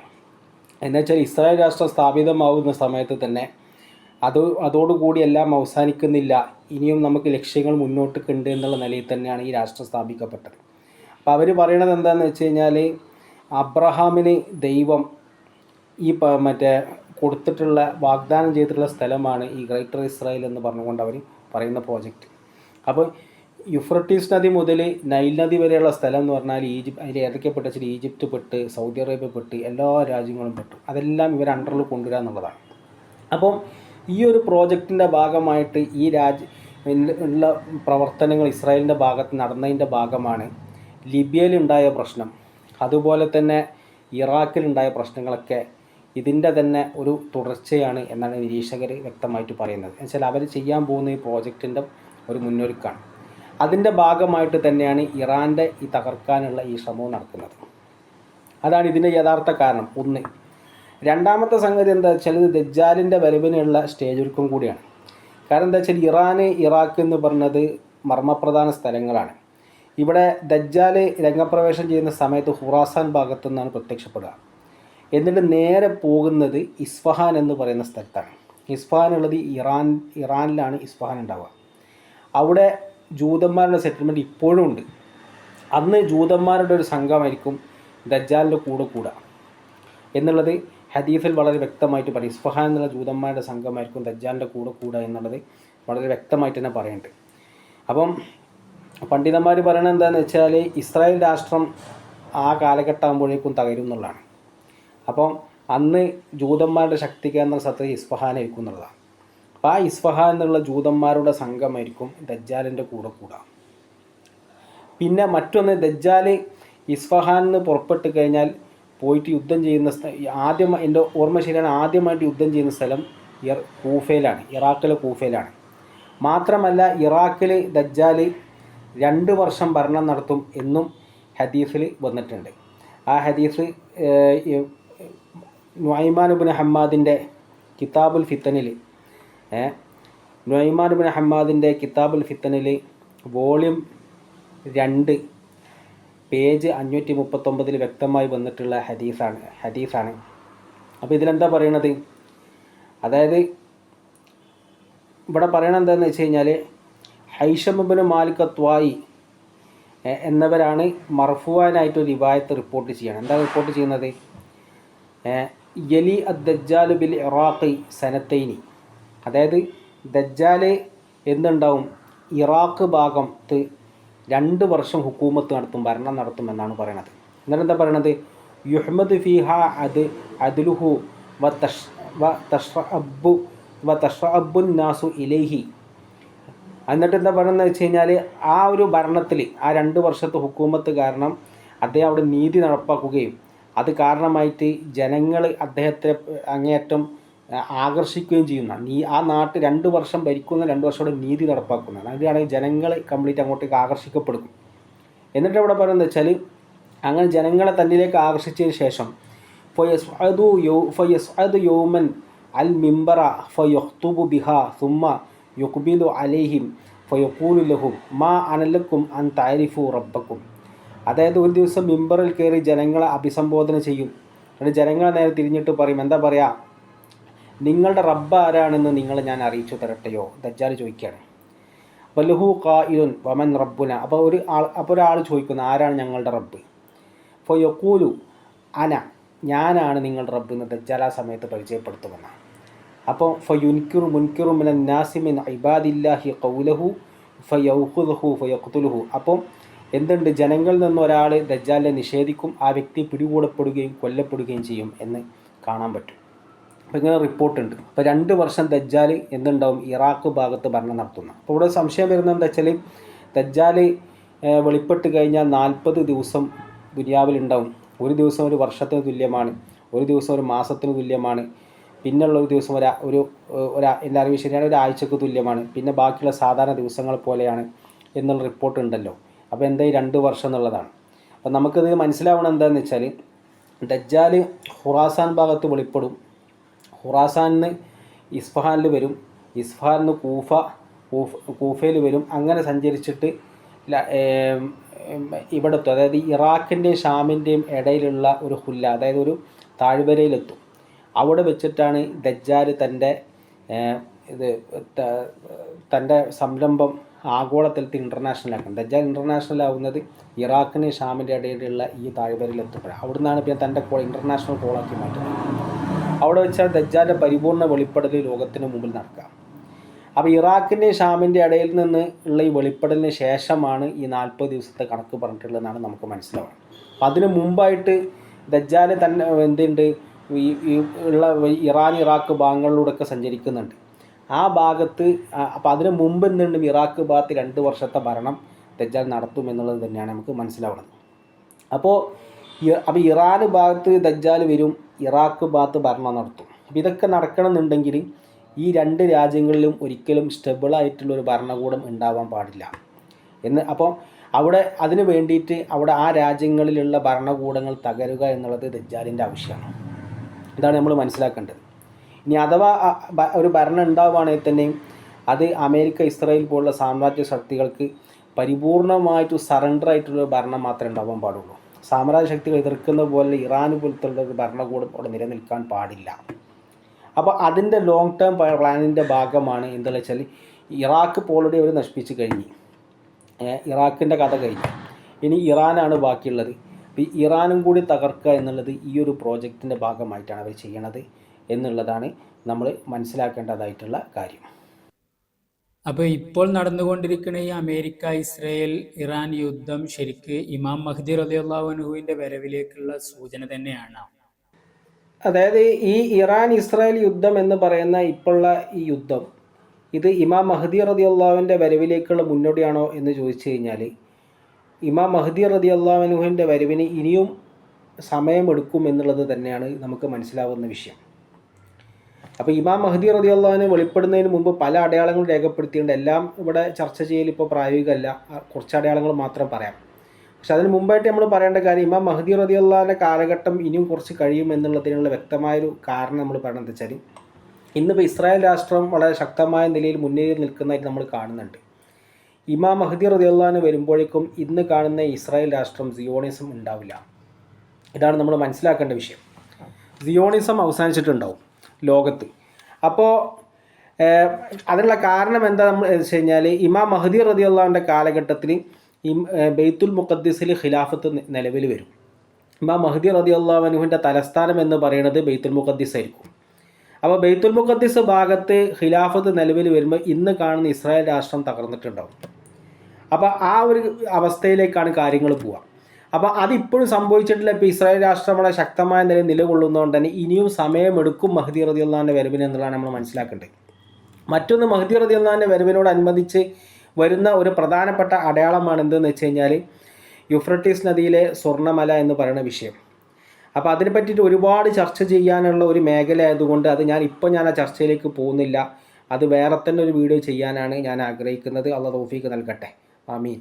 അപ്പോൾ ഈ പറഞ്ഞ ഇമാം മഹ്ദി റളിയല്ലാഹുവിൻ്റെ വരവിനോടനുബന്ധിച്ച് പറയാൻ പറ്റുന്ന ഒരു കാര്യം എന്താ വെച്ചാൽ, ആ സമയത്തിനോടനുബന്ധിച്ച് ഈ പറഞ്ഞ അറബ് നാട്ടിൽ ഒരു ഭരണാധികാരി ഉണ്ടാവില്ല എന്നുള്ളതാണ്. അങ്ങനത്തെ ഒരു അമീറോ ഭരണാധികാരിയോ ഇല്ലാത്തതായിട്ടുള്ള തികച്ചും അരാജകത്വപരമായിട്ടുള്ള ഒരവസ്ഥ മഹ്ദി റളിയല്ലാഹുവിൻ്റെ വരവിന് തൊട്ട് മുമ്പായിട്ട് ഉണ്ടാവുമെന്നുള്ളത് തന്നെയാണ് മനസ്സിലാവുന്നത്. അപ്പോൾ ആ ഒരു സാഹചര്യം ഒന്നും ഇപ്പോൾ ഗൾഫ് നാടുകളിൽ ഇപ്പോൾ ഇല്ല. ഈ അവസ്ഥകളൊക്കെ മറിയാനുണ്ട്. അപ്പോൾ മഹ്ദി റളിയല്ലാഹുവിൻ്റെ അടയാളങ്ങളിൽ ചിലത് നമ്മളിവിടെ ചർച്ച ചെയ്യാം. ആദ്യമായിട്ട് നമ്മൾ മനസ്സിലാക്കേണ്ടത്, മഹ്ദി റളിയല്ലാഹുവിനെ ലോകത്ത് വെളിപ്പെടുന്ന സമയത്ത് ആ വിഷയം വളരെ വ്യക്തമായ രീതിയിൽ സാറ്റലൈറ്റ് വഴിയായിട്ട് ലോകത്ത് ബ്രോഡ്കാസ്റ്റ് ചെയ്യപ്പെടും എന്നുള്ളത് തന്നെയാണ് നമുക്ക് മനസ്സിലാക്കാൻ കഴിയുന്ന വിഷയം. അപ്പോൾ അതിന് തെളിവായി കൊണ്ട് മുന്നോട്ടേക്ക് വെക്കുന്നത് ഹദീസ് എന്ന് പറയുന്നത് വളരെ വ്യക്തമായ രീതിയിൽ റിപ്പോർട്ട് ചെയ്യപ്പെട്ടിട്ടുള്ള റിപ്പോർട്ടുണ്ട്. ഈ റിപ്പോർട്ടിൽ വന്നിട്ടുള്ളത് എന്താണെന്ന് വെച്ചാൽ, അന്ന അൻ അബീ ഹുറൈറ റളിയല്ലാഹു അൻഹു ഖാല റസൂലുള്ളാഹി സ്വല്ലല്ലാഹു അലൈഹി വസല്ലം റസൂലുള്ളാഹി സ്വല്ലല്ലാഹു അലൈഹി വസല്ലം തങ്ങൾ പറഞ്ഞതായിട്ട് അബൂ ഹുറൈറ റളിയല്ലാഹു റിപ്പോർട്ട് ചെയ്തിട്ടുള്ള ഹദീസുണ്ട്. അതിൽ സുഫിയാനിൻ്റെ വരവിനെ കുറിച്ച് പറയുന്നുണ്ട്. അതല്ലാതെ വേറൊരു റിപ്പോർട്ടുള്ളത് നുഐമാൻ ഇബ്നു ഹമ്മാദിൻ്റെ ഒരു റിപ്പോർട്ടുണ്ട്. നുഐമാൻ ഇബ്നു ഹമ്മാദിൻ്റെ കിതാബുൽ ഫിത്തനുള്ള റിപ്പോർട്ടിൽ പറയുന്നത് എന്താ വെച്ചാൽ ഹദ്ദസ്ന അൽ ഹക്കീം ഇബ്നു നാഫി അൻ ജർവാഹ് ഇബ്നു അർത്വാദ് ഖാൽ. അതെന്താ ഇവിടെ പറയുക വെച്ചാൽ ഇവിടെ പറയണത് ഇദാ കാന നാസു ബി മിന്നി ബി മീന വ അറഫാത്തിൻ നാദ മുനാദിൻ ബഅദ അൻ തഹാസബത്തിൽ ഖബായിൽ. അതായത് ജനങ്ങൾ മീനയിലും അറഫാത്തിലും ഒക്കെ ഹജ്ജിന് വേണ്ടിയിട്ട് ഒക്കെ ഒരുമിച്ച് കൂടിക്കുന്ന സമയത്ത് അവരുടെ ഗോത്രങ്ങൾ വ്യത്യസ്ത പാർട്ടികളായിട്ട് സ്പ്ലിറ്റ് ആവും. അപ്പം ഒരു വിളിച്ചു പറയുന്നവൻ വിളിച്ചു പറയുമെന്നാണ് പറഞ്ഞത്. അപ്പോൾ ആകാശത്തു നിന്ന് വിളിയാളം കേൾക്കുമെന്നുള്ള റിപ്പോർട്ടാണ് ഈ റിപ്പോർട്ടത്തെ. ഈ ആശയത്തിലുള്ള റിപ്പോർട്ടുകൾ വേറെയും ഈ പറയുന്ന നുഐമാൻ ഇബ്നു ഹമ്മാദ് റിപ്പോർട്ട് അതിൽ വ്യക്തമായിട്ട് തന്നെ ആകാശത്തുനിന്ന് ശബ്ദം കേൾക്കുമെന്ന് തന്നെ വളരെ വ്യക്തമായിട്ട് പറയുന്നുണ്ട്. അപ്പോൾ ഇവിടെ എന്തുകൊണ്ട് ഇതേമാതിരി തന്നെ ഒരു ശബ്ദം കേൾക്കുന്നതിനെ കുറിച്ചാണ് പറയുന്നത്. അപ്പോൾ ഒരു വിളിച്ചു പറയും എന്താണ് അല ഇന്ന അമീറക്കും ഫുലാൻ, അതായത് നിങ്ങളുടെ അമീർ എന്ന് പറയുന്ന ഇന്ന വ്യക്തിയാണെന്ന് വിളിച്ചു പറയപ്പെടും. വ യത്ബഉഹു സ്വൗത്തുൻ ആഖർ, അപ്പോൾ അതിനെ തുടർന്ന് മറ്റൊരു ശബ്ദം കേൾക്കുന്ന എന്താണ് അല ഇന്നഹു ഖദ് കദബ്, ഈ പറഞ്ഞ ആൾ കളവാണ് പറയുന്നത് എന്ന് പറഞ്ഞുകൊണ്ട് ശബ്ദം വേറെ കേൾക്കുന്ന.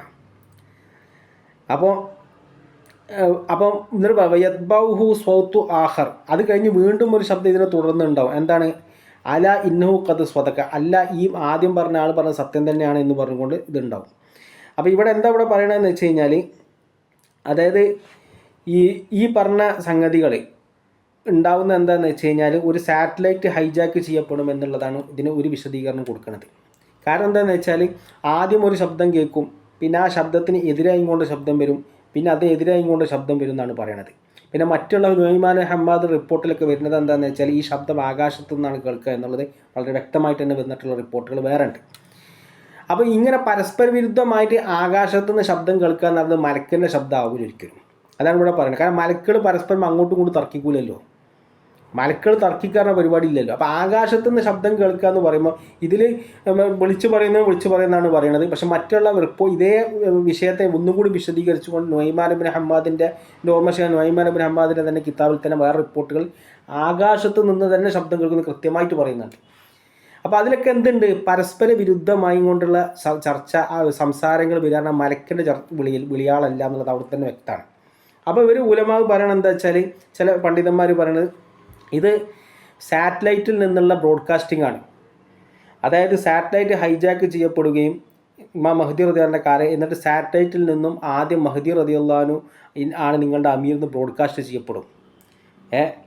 അപ്പോൾ എന്നിട്ട് എന്ത് ചെയ്യും, അത് ഇതിൻ്റെ ഔദ്യോഗികമായിട്ടുള്ള ഇതിൻ്റെ ബ്രോഡ്കാസ്റ്റേഴ്സ് പിന്നീട് ഇത് പിടികൂടുകയും ഇത് തിരുത്തിക്കൊണ്ടുള്ള ബ്രോഡ്കാസ്റ്റിംഗ് ഈ പറഞ്ഞ ആൾ കളവ് പറയുകയാണെന്ന് പറഞ്ഞ് വീണ്ടും ബ്രോഡ്കാസ്റ്റിംഗ് നടക്കും.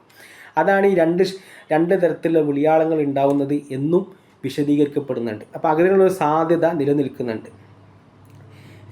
എന്നിട്ട് ഇവിടെ പറയണത് എന്താണെന്ന് വെച്ച് കഴിഞ്ഞാൽ ഫയഖ്തത്തിലൂന ഖിതാലൻ ഷദീദ്, വളരെ ശക്തമായ രീതിയിലുള്ളൊരു പോരാട്ടം അതിനെ തുടർന്ന് നടക്കും. ഫജല്ല സിലാഹുഹുൽ ബറാദിഉ വഹുവ ജയ്ഷുൽ ബറാദിഉ. എന്നിട്ട് ഇവിടെ പറയുന്നത് എന്താണെന്ന് വെച്ച് കഴിഞ്ഞാൽ ഈ പറയുന്ന പോരാട്ടം വളരെ ശക്തമായ രീതിയിൽ നടക്കും. അങ്ങനെ എന്തുണ്ട് ഈ ബദറിൽ പങ്കെടുത്ത ആളുകൾ ബദറിൽ പങ്കെടുത്ത അത്രയും ആളുകൾ. അപ്പോൾ ഈ സമയത്ത് ഇന്ദദാലിക തറവന കഫൻ മുഅല്ലംഹു ഫിസ് സമായി. അപ്പോൾ ഈ സമയത്ത് എന്തുണ്ടാവും, ജനങ്ങൾ ആകാശത്തുനിന്ന് ഒരു കൈ നീട്ടപ്പെട്ടതായിട്ട് കാണപ്പെടുന്നുള്ളതാണ്. അതാണ് ഇവിടെ പറയണത്. അപ്പോൾ ഈ സമയത്ത് ഒരു ആകാശത്തിന് കൈ നീട്ടപ്പെട്ടതായിട്ട് കാണപ്പെടും. അപ്പോൾ ഈ കൈ എന്ന് പറഞ്ഞാൽ ഇവിടെ വിശദീകരിക്കപ്പെടുന്നത് വേറെയും റിപ്പോർട്ടുകൾ കാണുന്നത് ആകാശത്തൊരു കൈ കാണപ്പെടുന്നു. ഈ കൈ എന്ന് പറഞ്ഞ സാറ്റലൈറ്റ് ആണ് എന്നുള്ളതാണ് ചില പണ്ഡിതന്മാർക്ക് ഇതിന് വിശദീകരിക്കുന്നത്. അങ്ങനെ ഒരു വിശദീകരണം ഉണ്ട് എന്ന് പറയാം. ഇതാണെന്ന് നമ്മൾ ഉറപ്പിക്കുക. ക്യാമറയുടെ അടയാളം പൂർണ്ണമായി വെളിപ്പെട്ടാലേ നമുക്ക് അതിൻ്റെ യാഥാർത്ഥ്യം മനസ്സിലാക്കാൻ പറ്റും. പക്ഷേ ഇങ്ങനെയും ഒരു വിശദീകരണം ഉണ്ട് എന്നുള്ളതാണ് നമ്മൾ പറയുന്നത്.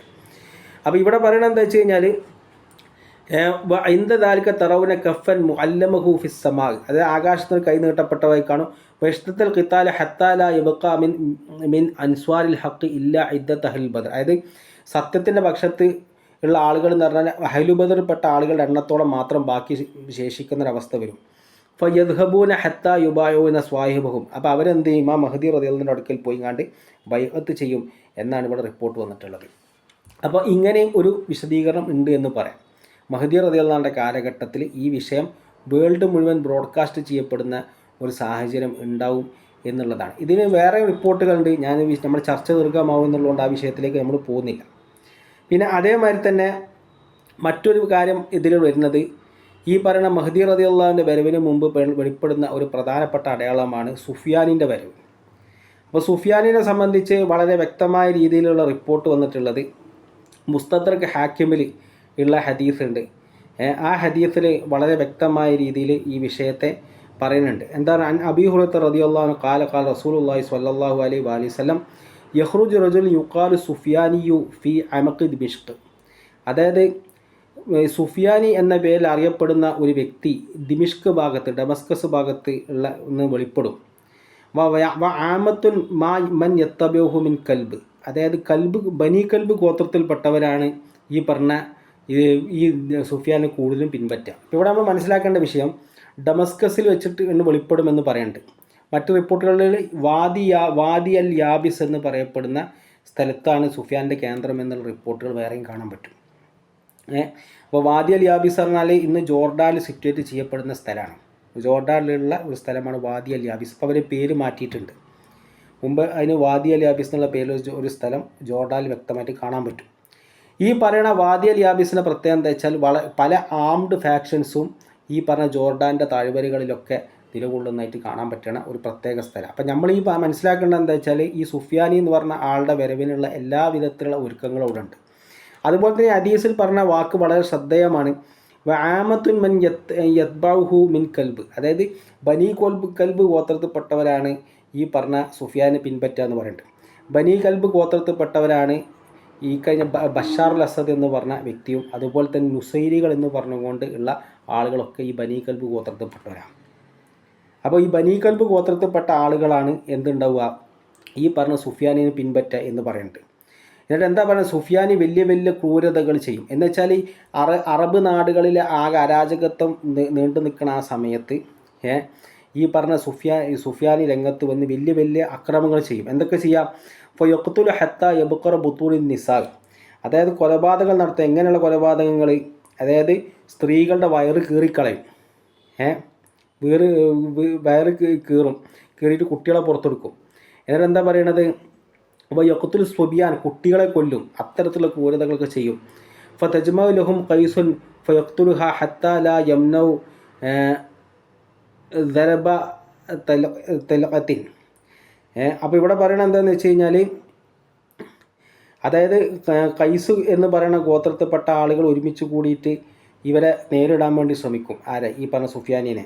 അപ്പോൾ ആ സമയത്ത് സുഫിയാൻ അവരെ എല്ലാവരെയും കൊല്ലും.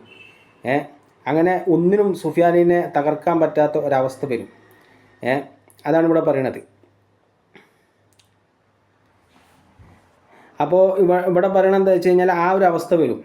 ويخرج رجل من أهل بيتي في الحرة فيبلغ السفياني فيبعث إليه جندا من جنده فيهزمهم فيسير إليه السفياني بمن معه حتى إذا صار بيداء من الأرض خسف بهم فلا ينجو منهم إلا المخبر عنهم. അപ്പോൾ ഇവിടെ പറയണത് എന്താണെന്ന് വെച്ചാൽ, ഇത്തരത്തിൽ ആക്രമണമൊക്കെ ചെയ്തിട്ട് എൻ്റെ അഹ്ലുബൈത്തിൽപ്പെട്ട ഒരാൾ മറ്റേ സുഫിയാനെ നേരിടാൻ വേണ്ടി പുറപ്പെടും. അങ്ങനെ സുഫിയാൻ എന്ത് ചെയ്യും? ഈ പറഞ്ഞ അഹ്ലുബൈത്തിൽപ്പെട്ടവർക്ക്, അതായത് മഹ്ദി ഇമാമാണ് ഇവിടെ പറയുന്നത്, മഹ്ദി ഇമാമിനെതിരെ തന്നെ സൈന്യത്തിനയക്കും. അവർ എന്തുണ്ട്? ഒരു മരുഭൂമിയിലെത്തുകയും ആ മരുഭൂമി വെച്ച് അവർ ഭൂമി വിഴുങ്ങിക്കളയുകയും ചെയ്യും. അങ്ങനെ ഈ വിഷയം പുറത്തറിയിക്കുന്ന മുഖ്ബിർ, ഒരു വാർത്ത അറിയിക്കുന്നവരല്ലാണ്ട് വേറെ ആരും രക്ഷപ്പെടില്ല എന്നാണ് പറയണത്. അപ്പോൾ ഈ രീതിയിൽ സുഫിയാനിൻ്റെ വരവ് ഈ ഒരു സമയത്ത് വരുന്ന ആയിട്ടുള്ള മറ്റൊരു അടയാളമാണ്. അതുപോലെ തന്നെ മഹ്ദി ഇമാമിൻ്റെ വരവിന് മുമ്പായിട്ട് വെളിപ്പെടുന്ന ഒരു അടയാളം പറയുന്നത് എന്താണെന്ന് വെച്ചാൽ, ആകാശത്ത് ഒരു തീയിൻ്റെ ഒരു തൂണ് വെളിപ്പെടുമെന്ന് പറയുന്നുണ്ട്. അത് ന്യൂക്ലിയർ ബ്ലാസ്റ്റ് ആവാൻ സാധ്യത ഉണ്ട് എന്നുള്ളതാണ് നമുക്ക് മനസ്സിലാവുന്നത്. സാധ്യതയാണ് നമ്മൾ പറയുന്നത്. യാഥാർത്ഥ്യം എന്താണുള്ളത് ആ പറഞ്ഞ സംഗതി വെളിപ്പെട്ടാൽ മനസ്സിലാവും. എന്താ ഇവിടെ പറയണത്? അൻ ഖാലിദ് ബിൻ മഅദാൻ റഹ്മഹുല്ലാഹു ഖാൽ ഇദാ റഅയ്തും അമൂദൻ മിൻ നാരി മിൻ ഖിബലിൽ മശ്രിഖി ഫീ ഷഹ്രി റമളാന ഫിസ് സമായി ഫഅഇദു മിനത് തുആമി മസ്തത്വഅതും ഫഇന്നഹാ സനത്തുൽ ജൂ. അതായത് ഇവിടെ പറഞ്ഞ ഖാലിദ് ബിൻ മഅദാൻ റഹ്മത്തുള്ളാഹി അലൈഹി പറയാണ്, അതായത് കിഴക്ക് ഭാഗത്ത് ഒരു തീയിൻ്റെ ഒരു തൂണ് പ്രത്യക്ഷപ്പെട്ട് കഴിഞ്ഞാൽ, റമളാൻ മാസത്ത് പ്രത്യക്ഷപ്പെട്ട് കഴിഞ്ഞാൽ, ആകാശത്ത് പ്രത്യക്ഷപ്പെട്ടാൽ നിങ്ങൾ എന്ത് ചെയ്യണം? പരമാവധി ഭക്ഷണം കരുതി വെക്കണം. ഒരു വർഷത്തേക്കുള്ള, പിന്നെ ആ വർഷം ക്ഷാമത്തിൻ്റെ വർഷമായിരിക്കും എന്നാണ് പറയുന്നത്. ഒരു വർഷത്തേക്കുള്ള ഭക്ഷണം കരുതി വെക്കണം എന്നാണ് ഈ റിപ്പോർട്ടിൽ പറയുന്നത്. അപ്പോൾ ഈ റിപ്പോർട്ട് തൊബറാനി ഇമാമ് റിപ്പോർട്ട് ചെയ്തിട്ട് ഉബാദ് സ്വാമി റളിയല്ലാഹു അൻഹു നിന്ന് മർഫൂഅ ഹദീസായിട്ട് ഇതേ വാചകങ്ങൾ റിപ്പോർട്ട് ചെയ്യപ്പെട്ടതായിട്ടും കാണാൻ പറ്റും. അപ്പോൾ അല്ലാ മുനാവി റഹ്മത്തുള്ളാഹി അലൈഹി ഇതിൽ പല തരത്തിലുള്ള സപ്പോർട്ടിങ് ടെക്സ്റ്റുകളൊക്കെ ഈ ഹദീസിന് കാണുന്നുണ്ട്. അതുകൊണ്ട് തന്നെ അല്ലാമ അസീസ് റഹ്മുള്ള ഇതിനെ ഹസനായിട്ടാണ് ഗ്രേഡ് ചെയ്തിട്ടുള്ളത് എന്നൊക്കെ വ്യക്തമായിട്ട് ഫൈദുൽ ഖദീറിൽ ഉദ്ധരിച്ചിട്ടുണ്ട്. അപ്പോൾ അങ്ങനെയുള്ള റിപ്പോർട്ടാണ്. എന്ന് വെച്ച് കഴിഞ്ഞാൽ ആകാശത്ത് തീയിൻ്റെ ഒരു തൂണ് പ്രത്യക്ഷപ്പെടും. ഇത് ഈ ആശയത്തിൽ നിരവധി റിപ്പോർട്ടുകളുണ്ട്. അപ്പോൾ ഇതിൽ പറയണത്, അപ്പോൾ ഇത് ആകാശത്ത് തൂണ് പ്രത്യക്ഷപ്പെടും എന്ന് പറയുമ്പോൾ തന്നെ ഒരു വർഷത്തേക്കുള്ള ഭക്ഷണം കരുതി വെക്കണം എന്നാണ് പറയുന്നത്. അപ്പം അത് ഇമാം മഹ്ദി റളിയല്ലാഹു അൻഹു വെളിപ്പെടുന്നതിന് മുമ്പ് ലോകത്ത് വെളിപ്പെടുന്ന അടയാളമാണ്. അപ്പോൾ ഇതൊരു ന്യൂക്ലിയർ ഹോളോകാസ്റ്റ് ആവാനുള്ള സാധ്യത കാണുന്നുണ്ട്. എന്ന് വെച്ചാൽ ന്യൂക്ലിയർ ബ്ലാസ്റ്റ് ലോകത്ത് നടക്കും. അപ്പോൾ ന്യൂക്ലിയർ ബ്ലാസ്റ്റ് നടക്കുമ്പോഴാണ് എന്തുണ്ടാവുക? ആളുകൾ അണ്ടർഗ്രൗണ്ട് ബങ്കറുകളിലേക്ക് നീങ്ങും. അപ്പം അവർക്ക് 6 മാസത്തേക്കും 1 വർഷത്തേക്കൊക്കെ ഭക്ഷണം എടുത്തു വെക്കേണ്ടതായ സാഹചര്യങ്ങൾ വരാറുണ്ട്. ഇത് ഒരു സാധ്യത അവിടെ കാണുന്നുണ്ട്. അതുപോലെ തന്നെ ഇമാം മഹ്ദി റളിയല്ലാഹു അൻഹു വെളിപ്പെടലിൻ്റെ മുമ്പായിട്ട് നടക്കുന്ന മറ്റൊരു അടയാളമാണ് എന്താണെന്ന് വെച്ച് കഴിഞ്ഞാൽ, അതായത് ഹെറസ്ത എന്ന് പറയുന്ന സ്ഥലം, ഡമസ്കസിന് തൊട്ടടുത്തുള്ള സ്ഥലമാണ് ഹെറസ്ത. അവിടെ ഒരു ഭൂകമ്പം ഉണ്ടാവുകയും ആ ഭൂകമ്പത്തിൻ്റെ ഫലമായിട്ട് ഡമസ്കസിലേക്ക് ആ ഭൂചലനം വരികയും ആ ഭൂചലനത്തിൻ്റെ ഫലമായിട്ട് ഡമസ്കസിലുള്ള ഈ പറഞ്ഞ മറ്റേ പള്ളി, ഒരു മറ്റേ ഉമവി മസ്ജിദ് ഉണ്ട്, അതിൻ്റെ പടിഞ്ഞാറ് ഭാഗം അത് എന്തുണ്ടാവും? അത് തകർന്നു വീഴുകയും ചെയ്യും. അത് ഇതിന് വെളിപ്പെടുന്ന വളരെ വ്യക്തമായിട്ടുള്ള തെളിവാണ്. അപ്പോൾ ആ ഹദീസ് നമ്മളിവിടെ നുഐമാൻ ഇബ്നു ഹമ്മാദിൻ്റെ കിതാബുൽ ഫിത്തനിൽ പറയുന്നതാണ്. അതാദ്യം ഇവിടെ ആ റിപ്പോർട്ട് വായിക്കാം. അപ്പോൾ ആ റിപ്പോർട്ടിൽ എന്താ പറയണത്? യദ്ഖുലു അവൈലു അഹ്ലിൽ അറബി അഹ്ലിൽ മഗ്രിബി മസ്ജിദ് ദിമഷ്ക് ഫബൈനുഹാ കമാ ദാക യൻദുറു ഇലാ ആജി ഇദാ റജിഫത്തിൽ അർദു ഫയൻകയുറുൽ ഗർബിയു മസ്ജിദിഹാ. അപ്പോൾ എന്ത്? ഭൂമി കുലുക്കുണ്ടാവുകയും അവിടെ ഡമസ്കസിലുള്ള പള്ളിൻ്റെ ഇത് പടിഞ്ഞാറ് ഭാഗം തകർന്നു വീഴുകയും ചെയ്യും എന്ന് വളരെ വ്യക്തമായിട്ട് പറയുന്നുണ്ട്. ഖറിയത്തിൻ യുഖാൽ ലഹ ഹെറസ്ത. ഹെറസ്ത എന്ന് പറഞ്ഞ പട്ടണം എന്തുണ്ടാകും? കംപ്ലീറ്റ് ആയിട്ട് തകർന്നു പോകും എന്ന് വളരെ വ്യക്തമായിട്ട് തന്നെ ഈ റിപ്പോർട്ടിൽ കാണാൻ പറ്റും. അപ്പോൾ ഇപ്പോൾ അടുത്ത് അഹമ്മദ് ഷറ അൽ ജൗലാനിൻ്റെ കീഴിൽ ഉള്ള ആളുകൾ ഈ പറഞ്ഞ ഇവിടെ ജയിച്ച സമയത്ത് ഡമസ്കസിലുള്ള ഈ ഉമവി പള്ളിയിലേക്ക് പ്രവേശിച്ചതായിട്ടുള്ള ഇത് കാണാൻ പറ്റും. അവർ പ്രവേശിച്ച കവാടമാണ് തകർന്നു വീഴുക. അതിൻ്റെ വീഡിയോ നമ്മളിവിടെ പ്രദർശിപ്പിക്കുന്നതാണ്.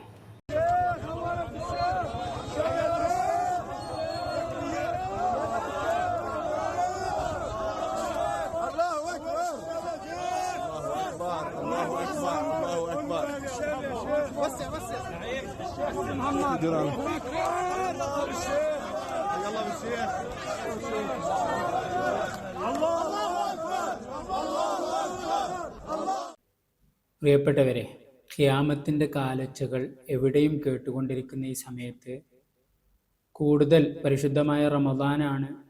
അള്ളാഹുവിലേക്ക് അടുക്കാനും ഈ ഖിയാമത്തിൻ്റെ ഫിത്നകളിൽ നിന്ന് അഭയം പ്രാപിക്കാനും നമ്മൾ ഓരോരുത്തരും ശ്രമിക്കണം. അള്ളാഹു സുബ്ഹാനഹു വ തആല തൗഫീഖ് ചെയ്യട്ടെ. ഈ പരമ്പരയുടെ തുടർ എപ്പിസോഡുകൾ ഇൻഷാ അല്ലാഹ് ഇനിയും നമുക്ക് പ്രതീക്ഷിക്കാം. ഇപ്പോൾ താൽക്കാലികമായി വിടവാകുന്നു. വആഖിറു ദഅവാന അനിൽ ഹംദുലില്ലാഹി റബ്ബിൽ ആലമീൻ. അസ്സലാമു അലൈക്കും വറഹ്മത്തുള്ളാഹി വബറകാതുഹു.